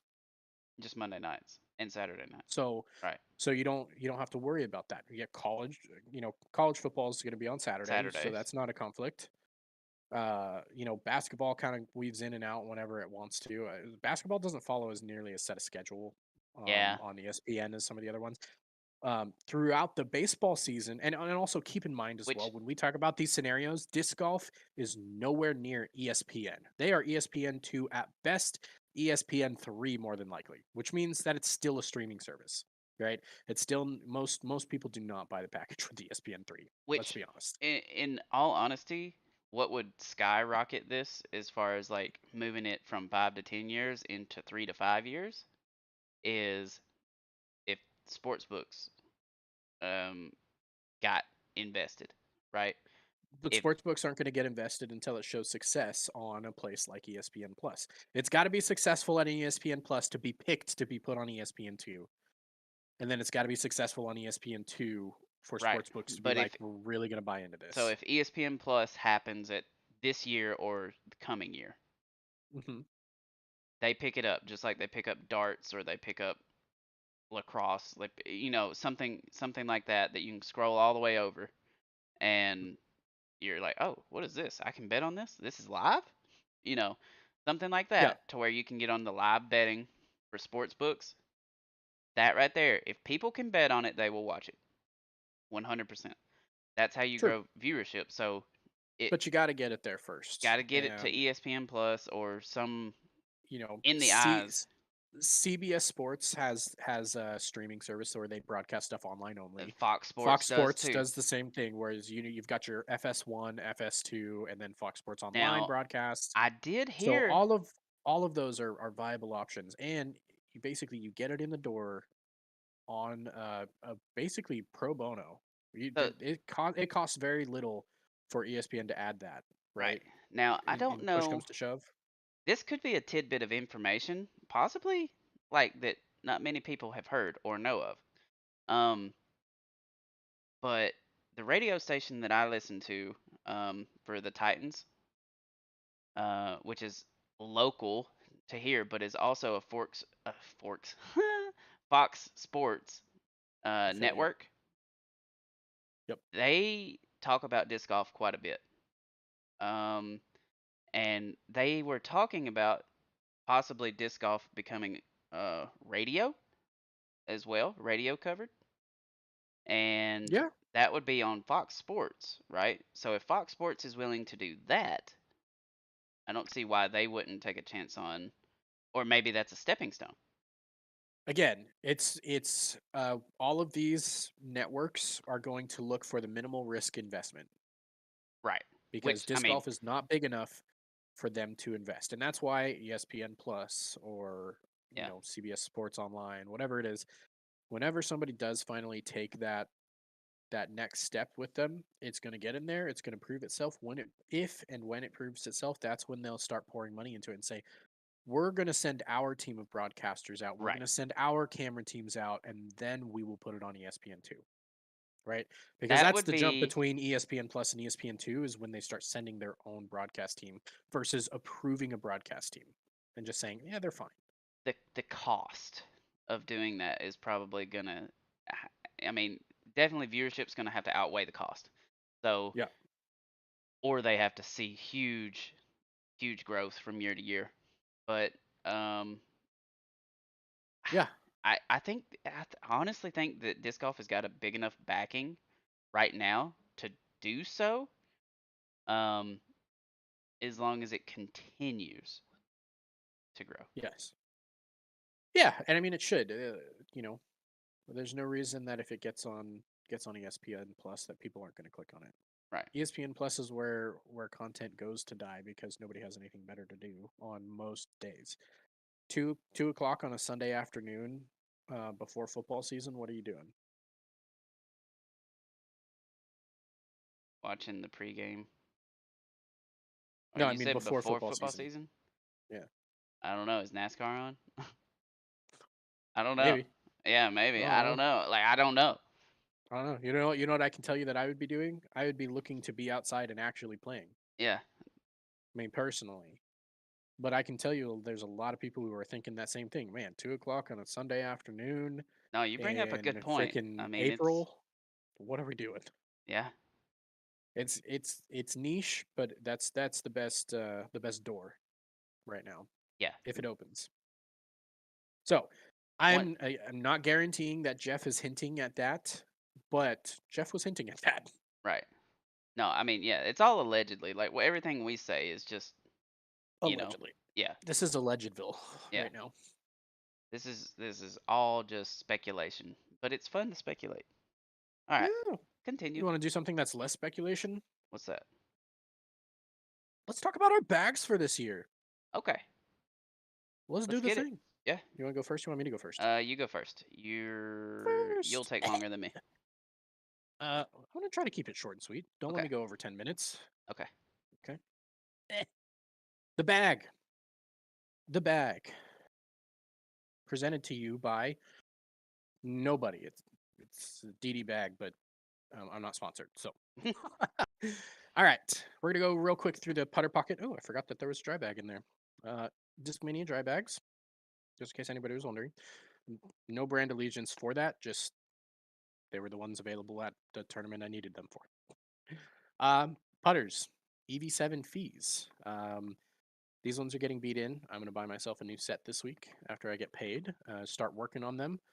But this will be the second year I'm putting with these. For pretty much the first time since I started really working on putting, this is the first time I'm going to double up on putters in 1 year. So that's exciting. Berg. I don't think I really have to explain this one too much. I love ripping on this and throwing big Annie drop shots, basically is what I like to call them. And every now and again, I'll even throw a little bit of a hyzer with them. But I can basically throw these as hard as I want and not have to worry about blasting past any basket. That's the biggest thing. Uh, Armadillo from Lone Star. This one is kind of like my Berg that I can just get on its horse a little bit. I throw it exactly the same as the Berg. This one I expect to get there. Um, I actually missed an ace with this last tournament 2 weeks ago twice. One Dang. of them was just a 270-foot hyzer flip down a tree tunnel, and it hit front cage. And then the other one was about a 200-foot. It was also a tree tunnel, and I just hyzered it maybe a few inches in front of the chains at the most. So, the newest addition to my bag. This is a Viking Loki. It's super overstable. This is basically a zone on steroids. Um, this is brand new. I'm hoping to beat it in a little bit and remove some of the stability. It's actually a little bit too overstable. If I really like to flick this, Yeah. and then I'll throw some backhands. Right now, if it comes out flat, it is immediately just straight to get to the ground. So I want to beat it in, remove some of that stability a little bit so that it will push forward before dumping. But I want it to dump still. That's putter pocket. Nice. Um, Up here, this is a glitch with a tournament logo on it. I don't. This isn't really in the bag, but it's in the bag right now, and I'm probably going to keep it in the bag for a while. See if I can find a use for it. I don't really know. If Apparently, I have a nothing thing else, for it'd be good to throw for like warm up before a yeah.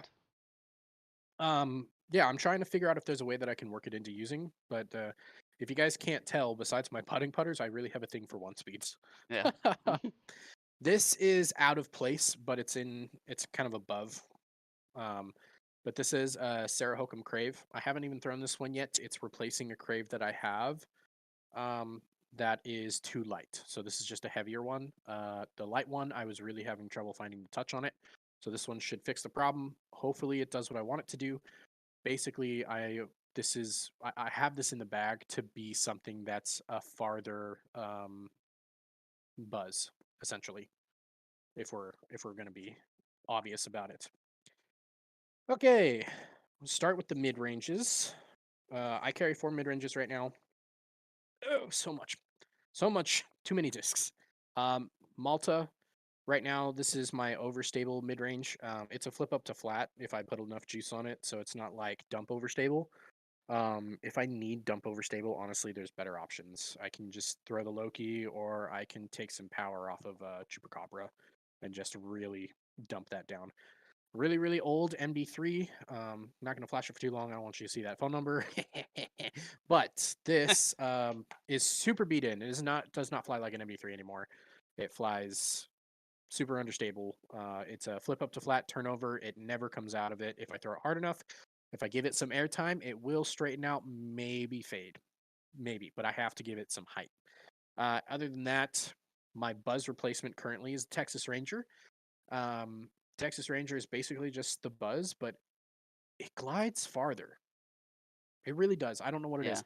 This one is in the glow plastic, so it's Bravo technically, but it's kind of more like a cross between Bravo and Alpha. That's how it feels at least. Exact same flight as my old Buzz. And then when I say exact same flat, I mean that's something I'm going to throw on hyzer and I'm going to flip it up to flat, maybe a little bit of turn, and then fade back at the end.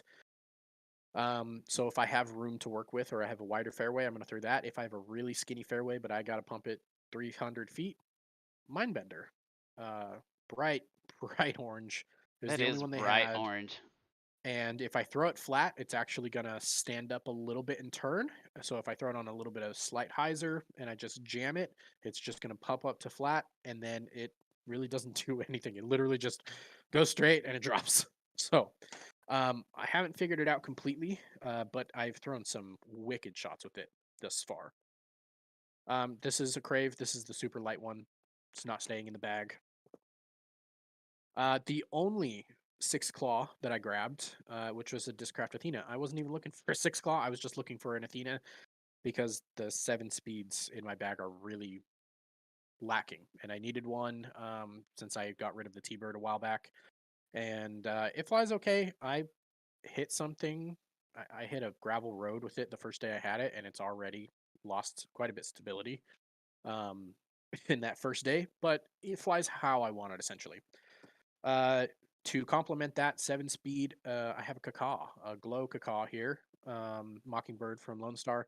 This is basically just a carbon copy of the Falk I'll talk about later, except 7 speed instead of 9 speed. This is a hyzer flip to turnover that never fades.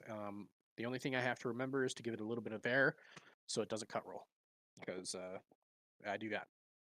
This is the Falk, carbon copy of that, but 9 speed. So extra distance, but essentially the same. Next, Mad Cat. Mad Cat's like a fresh out of the box champion T-Bird, but 9 speed. It flips up to flat for me. It never really does full turn unless it's a headwind.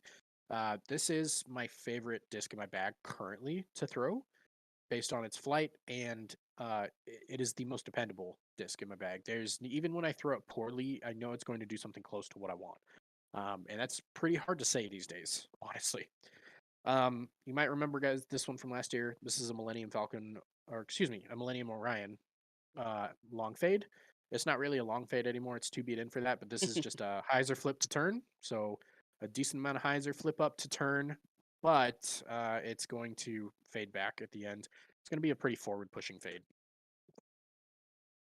Discraft, not Discraft, Lone Star. Lone Star Lariat. This is the reason I said Discraft is because this is basically my Buzz, but in a 9-speed.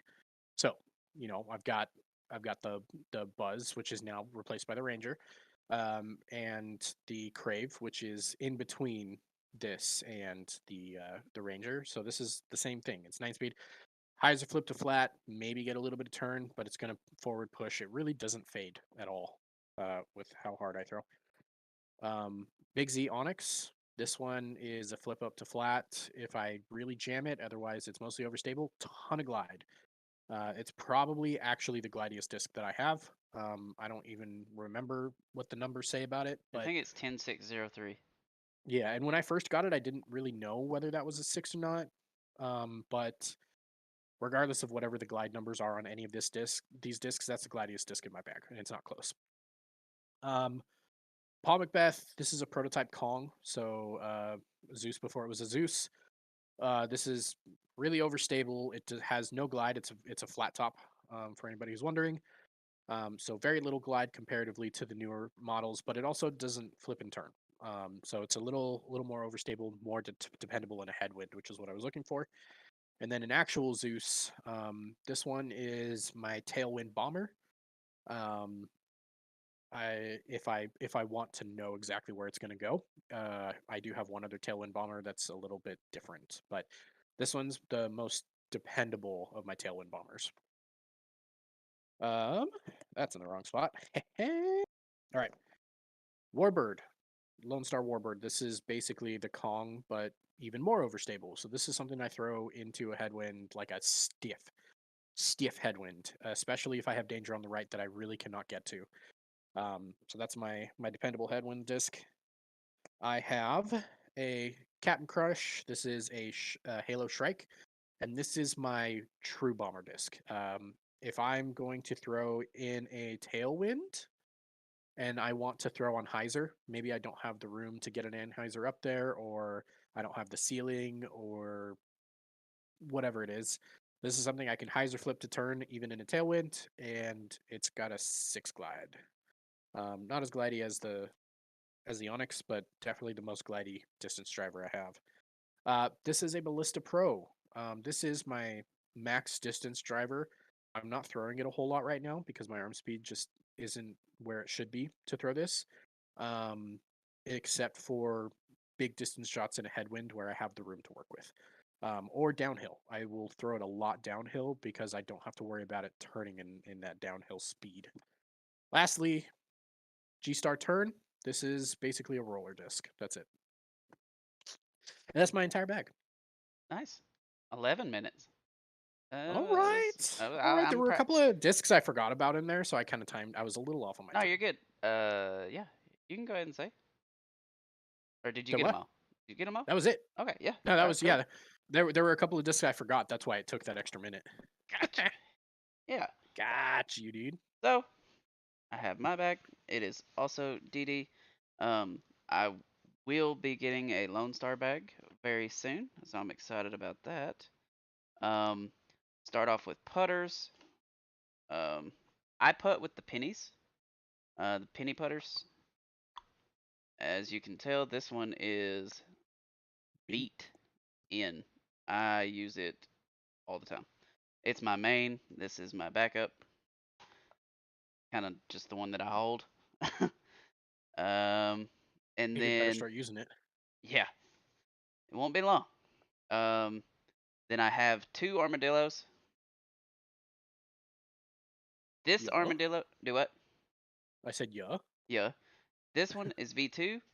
B2 plastic. This one is glow plastic. They throw pretty similar. The only I use this for one shot and one shot only, and that is my patent pending approach shots. Ooh, I yes, can yes. I can trust this throwing like back behind me very well. And it doesn't fade right, it doesn't fade left, like it just goes pretty much wherever I point and shoot. So super dependable on that. This one, I can actually push this one out pretty good. This one, kind of like Daniel was saying, it's the same armadillo. It just gets there a little better. It goes more than what a one speed normally would. You would think. I I think those V's are a little puddle top and those glows because we basically have the same run of glows Yeah, and the same run of V's because I have a V as well, but I prefer my Berg. The V's were a little more puddle top and the glows were domey, yeah, so gets that extra glide. yep, and it definitely gets the extra glide. Um, this disc is the staple in my bag. Um, it is the Itachi Sharingan. Um, it is, or it's dyed the Itachi Sharingan by Shakedown Dyes. Shout out, Rob. But it is a Castoplast Cax, and it is in K2 plastic, which is now K3. But this is K2. That one is a 6 speed, but it is my go-to approach disc for nearly everything. We'll Um, throw it off the tee quite often too. yeah, if it's a 250 foot to 300, maybe I'd say 280 or less, I'll throw the cax pretty consistently there. Um, for the ones that I don't throw the cax, I throw. Where are you? Let's see here. Oh, I took My it. bag was organized. Yeah, well, mine I is keep all too. my discs in order. Mine is too. Oh, here we go. We'll go. Stabilities move around a little bit, but the speeds always stay with Yeah, each other. so we're going by speed here. Um, so it was tucked way over in the left. But this is also a 6 speed. This is a Latitude Trident, I want Latitude one. 64 Trident Opto Ice Blend. It's a 6.4 negative 0.53. Super dependable forehand flick approach. That's really all I use it for. I rarely use this off the tee. It is a big hit the gap for you, Yeah. if I remember correctly. Now this one, I've got to where I use it off of the tee a lot, and that is the Lone Star Guadalupe. Ooh, The Guadalupe is about the only slower speed disc I can use on forehand and flip up and not overturn. Um, it rides. I love that stamp. Mhm. I do That too. stamp is beautiful. Yeah. Great stamp. This one is pretty cool. I like that on the bass it says Swamp Donkey. So I'm a fan of that. Um, so yeah, I'm a huge fan of the Guadalupe. Hyzer flips, forehand or backhand flies the same. That's rare. Yes. That is rare. That's the only disc in my bag that will do that for me. Um, Yeah, I it's rare for most people, so yeah, it's hard to find that. So then I have two of the Dome. This one is super lightweight. It's 159 grams. It's the Lima plastic, and it is my get out of jail free card. If I need something crazy, this is what I go for. Um, this one, I max hyzer flip it and get it to hold straight and shoot down a tunnel. Big tunnel shot disc for yeah. me. Um, and then moving on to 8 speed. Here we have a Discmania Essence. This is it's dyed by Shakedown as well. Um, Mangekyo Sharingan, and this thing is pretty much just a laser beam. It's beat in now to whatever angle I put it on, it stays. It's kind of weird because it used to flip more, but now that it's got beat in, it's more of a point and shoot. If you're on hyzer, it stays on hyzer. If you're on anhyzer, it pretty much stays on anhyzer. It's very good for like what I use it for is open field shots that you have to hit a gap down the field. Like if we're the hole is 320 feet and I need to hit a gap at 280, this Yeah. is what I use. Um, then 9 speed, most overstable thing in 9 speed that I have is the Chupacabra. It's a beefcake, Yeah. absolute beefcake. Beefy weefy. Now on the opposite end of the spectrum, we have the Lariat, which is just a very straight disc. I don't use this disc a whole lot. Um, I like it. I like it a lot, but it doesn't fill a slot that I necessarily need right now. Um, I'm thinking once it gets beat in, maybe the forehand, it'll be like a further flying Guadalupe, is what I'm kind of hoping for. Yeah, Um, good luck with that. yeah, it's Uh, the Lone Stars just take so long to beat into that point, right, They just hold their box light so well. right. And here is a rarity from me. This is a pretty new addition to the bag. Um, but repping the boys over at Disc and Disciples. This is a Innova Valkyrie. Um, Valkyrie? but it's a 167 gram lightweight. Ooh. So this thing is it's kind of nice. I'm not gonna lie. Like Did it replace your green one? it did perfectly. All right. I took a big gash out of my green one, and it was an The- R Pro Valkyrie, and I was like, good luck finding another one of those. So yeah. I I remember when we had to fix it because you folded it like a taco. yeah We were lucky just that it even went back yeah the first time. that disc had some issues. So this It's one seen some better replaced days. it pretty much spot on. Really no change. Um, and then moving on to 10 speed. This is the only 10 speed that I have in my bag currently, and it is a Latitude 64 Sapphire. It is probably the disc that I use the most on any wooded shot, uh, driving wise. Um, this is an 11 speed. It is a streamlined trace, super dependable disc.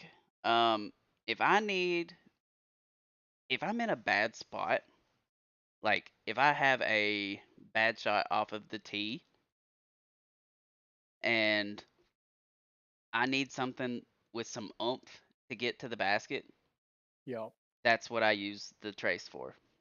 Because I can put everything I have in it and I'm not gonna overturn it. Um, Hell yeah. yeah, it's pretty just point, shoot, fade. It's what it does. Nice. Um, and then I have my Bush Latte. Um, Y'all.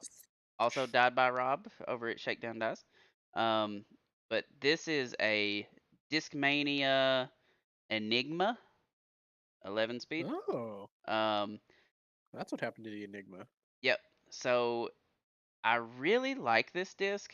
I have yet to find out what it's great at. Roll. Yeah, what its role is in your bag. Um, because I'm so in between the Sapphire and the disc I'm about to show you. Um, this is a staple in my bag as well. The Discraft Crank. Um, for forehands, this is my max distance forehand disc. Um, and I used to be primarily forehand. I am not anymore, but I still whip it out occasionally.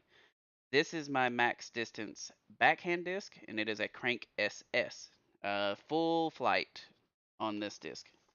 There you go. Max distance, backhand. Then I get into more of the if I need something trickier. Um, so the Warbird, this is a glow Warbird. It is super overstable, um, but it's not as skippy as a Force. Um, for me, this one doesn't. It settles a lot better. So for something that I need to make a huge hook but not get a big flare skip, I use the Warbird. For something that I'm using, for something that I need a big skip, I use the Force. The The Force, Force. the Discraft Force is very skippy for me. Um, and then I have a Ballista Pro. This is Yes. basically a forehand only disc for me. Backhand, I cannot figure it out. I do not know because sometimes I will get like max distance furthest I've ever threw with it, and sometimes it will hyzer out, hit the ground, and cut roll. And I know it's me, not the disc, but still, I cannot figure it out. So I forehand it, and it also had a Sharn gun on it. Um, and then last but not least, oh no, I got two. This one, I use it for my up and over shots. This is the All right. Ezra Nuke. Anytime I need to go over something, I use this forehand or backhand. And you saved your roller disc for last, and so did I. And this is a Millennium Falcon. And it is Nice. completely and utterly beat. It's basically useless to throw in the air. Yeah. Yeah, But my G Star it, is the same way. it makes some very good rollers. So, yeah, and that's my bag. Um, There you go.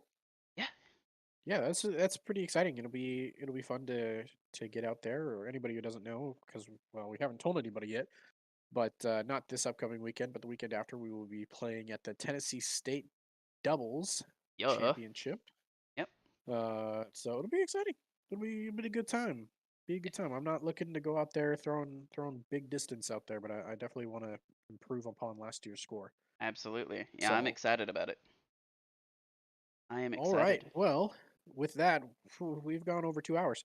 I don't even know Um, how, but of we did. course. Oh, I know exactly how. So obviously, we mentioned last week we wanted to talk about the preseason power rankings. We're gonna go ahead and wait Yeah, until next week to do that.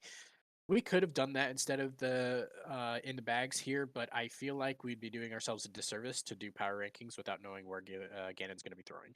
yeah. Um, and on top of that, we're 20 minutes past the absolute longest I wanted to roll tonight. So thank you, Gannon, for adding that 20 minutes to our show, and then the the other stuff. But Yeah. We stuck on the you All know, Stars for yeah, like 45 minutes, but it's fine. yeah. So before we go, we're just going to give a quick shout out to Eagle and Maria Oliva. Yep. Both of them taking down the challenge at Goat Hill. I'm not going to talk too much about it. No, I I don't. mean, The challenge at Goat Hill is kind of been demoted a couple years in a row yeah. in terms of its like player status, tour status and whatnot. So There's still I always felt if some you guys notable watched, players that go there, though. yeah, yeah. So if you guys didn't watch the coverage, go watch the coverage. It was actually very good coverage by I think it was at Central Coast. Yeah, Central Coast. Yeah. So they did the coverage. It was really good. It was Ian and Philo. And of course Ian said some outlandish stuff, and Philo had to say, "Whoa, okay, okay." I And love at Philo, one man. point, at one point in time, Eagle had missed like 4 putts in a row, and Ian was like, "Is he the best? Is he the best putter in the world right now?" Say that after he's drained some putts. Like Right. at the end of the show, when he had actually hit some sick putts, that was when you bring that up. But why did you bring that up after he'd gone par bogey, Yep. and a few pretty terrible putts in there? I don't know. Normally Ian shenanigans. It Oh, is what yeah. it is. But the coverage was really great. So I don't want to spoil too much outside of who won. And well, if you guys don't know who Jacob Cupcake Curtis Curtis. is, you're gonna learn about him, and he's extremely fun to watch, and he does have to learn some things. We'll call it the he has Nico Gannon syndrome. So hopefully he figures that out pretty quick. But he is exciting to watch throw. So congratulations to Eagle and Maria. Maria just slapped Sarah Hokum, not Sarah Hokum, Jennifer Allen, excuse me. Jennifer Allen went into that final round with a lead, if I remember correctly, and Maria just said, "This is my tournament now." Yeah. Yep. So, yeah, so that was really cool. But yeah, thank you guys all for joining us. One other point before I finish talking and kind of give up the reins here. Well, two final points. Number one, obviously next week we're going to be recapping All Stars and previewing LVC, and we will give our official preseason power rankings next week. There is no putting it off. It will happen next week. So that's next week. I hope you guys join us. Number two, if you follow me on Twitter, on our main Twitter page, thank you. We hit 400 this week. Big milestone. 500's upcoming.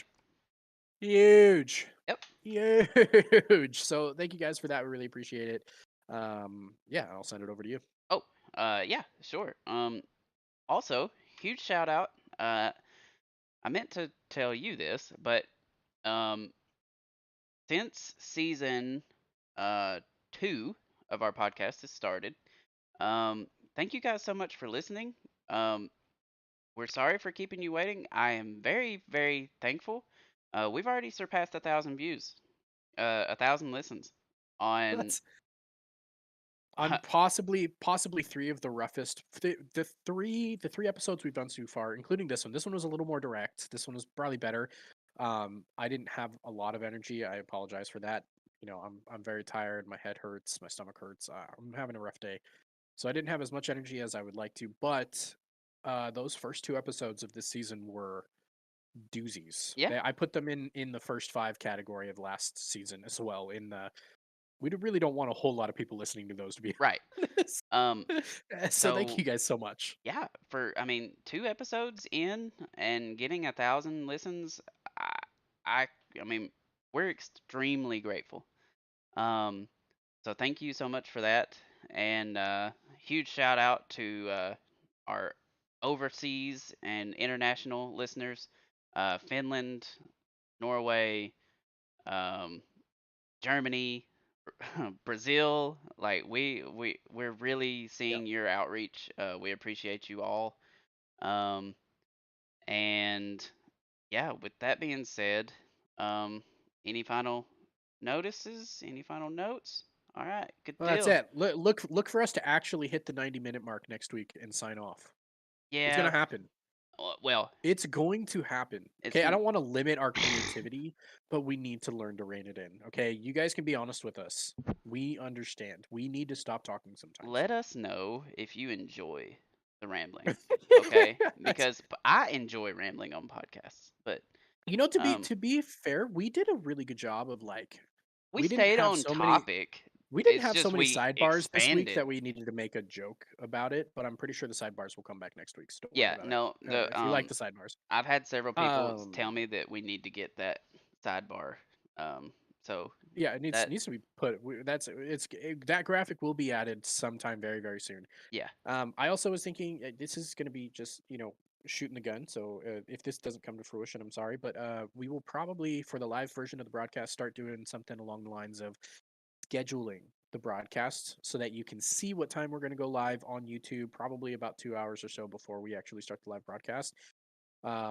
Hopefully. So we'll try to get the scheduling, and we'll have to figure out how YouTube integrates with our recording and broadcast software to get that set up, but I'm pretty sure if I remember correctly, it's pretty easy. So hopefully that'll be something that'll give you guys the opportunity to know when we're going live and kind of join in at the right time as opposed to coming in a little bit late. right. Yeah, absolutely. Um, yeah, and just thank you to everybody and happy Valentine's Day.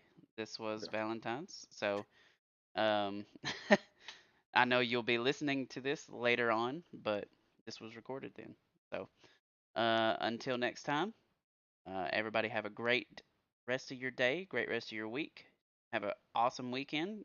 Have fun watching the All Stars, and we will see y'all on the next hole. Peace.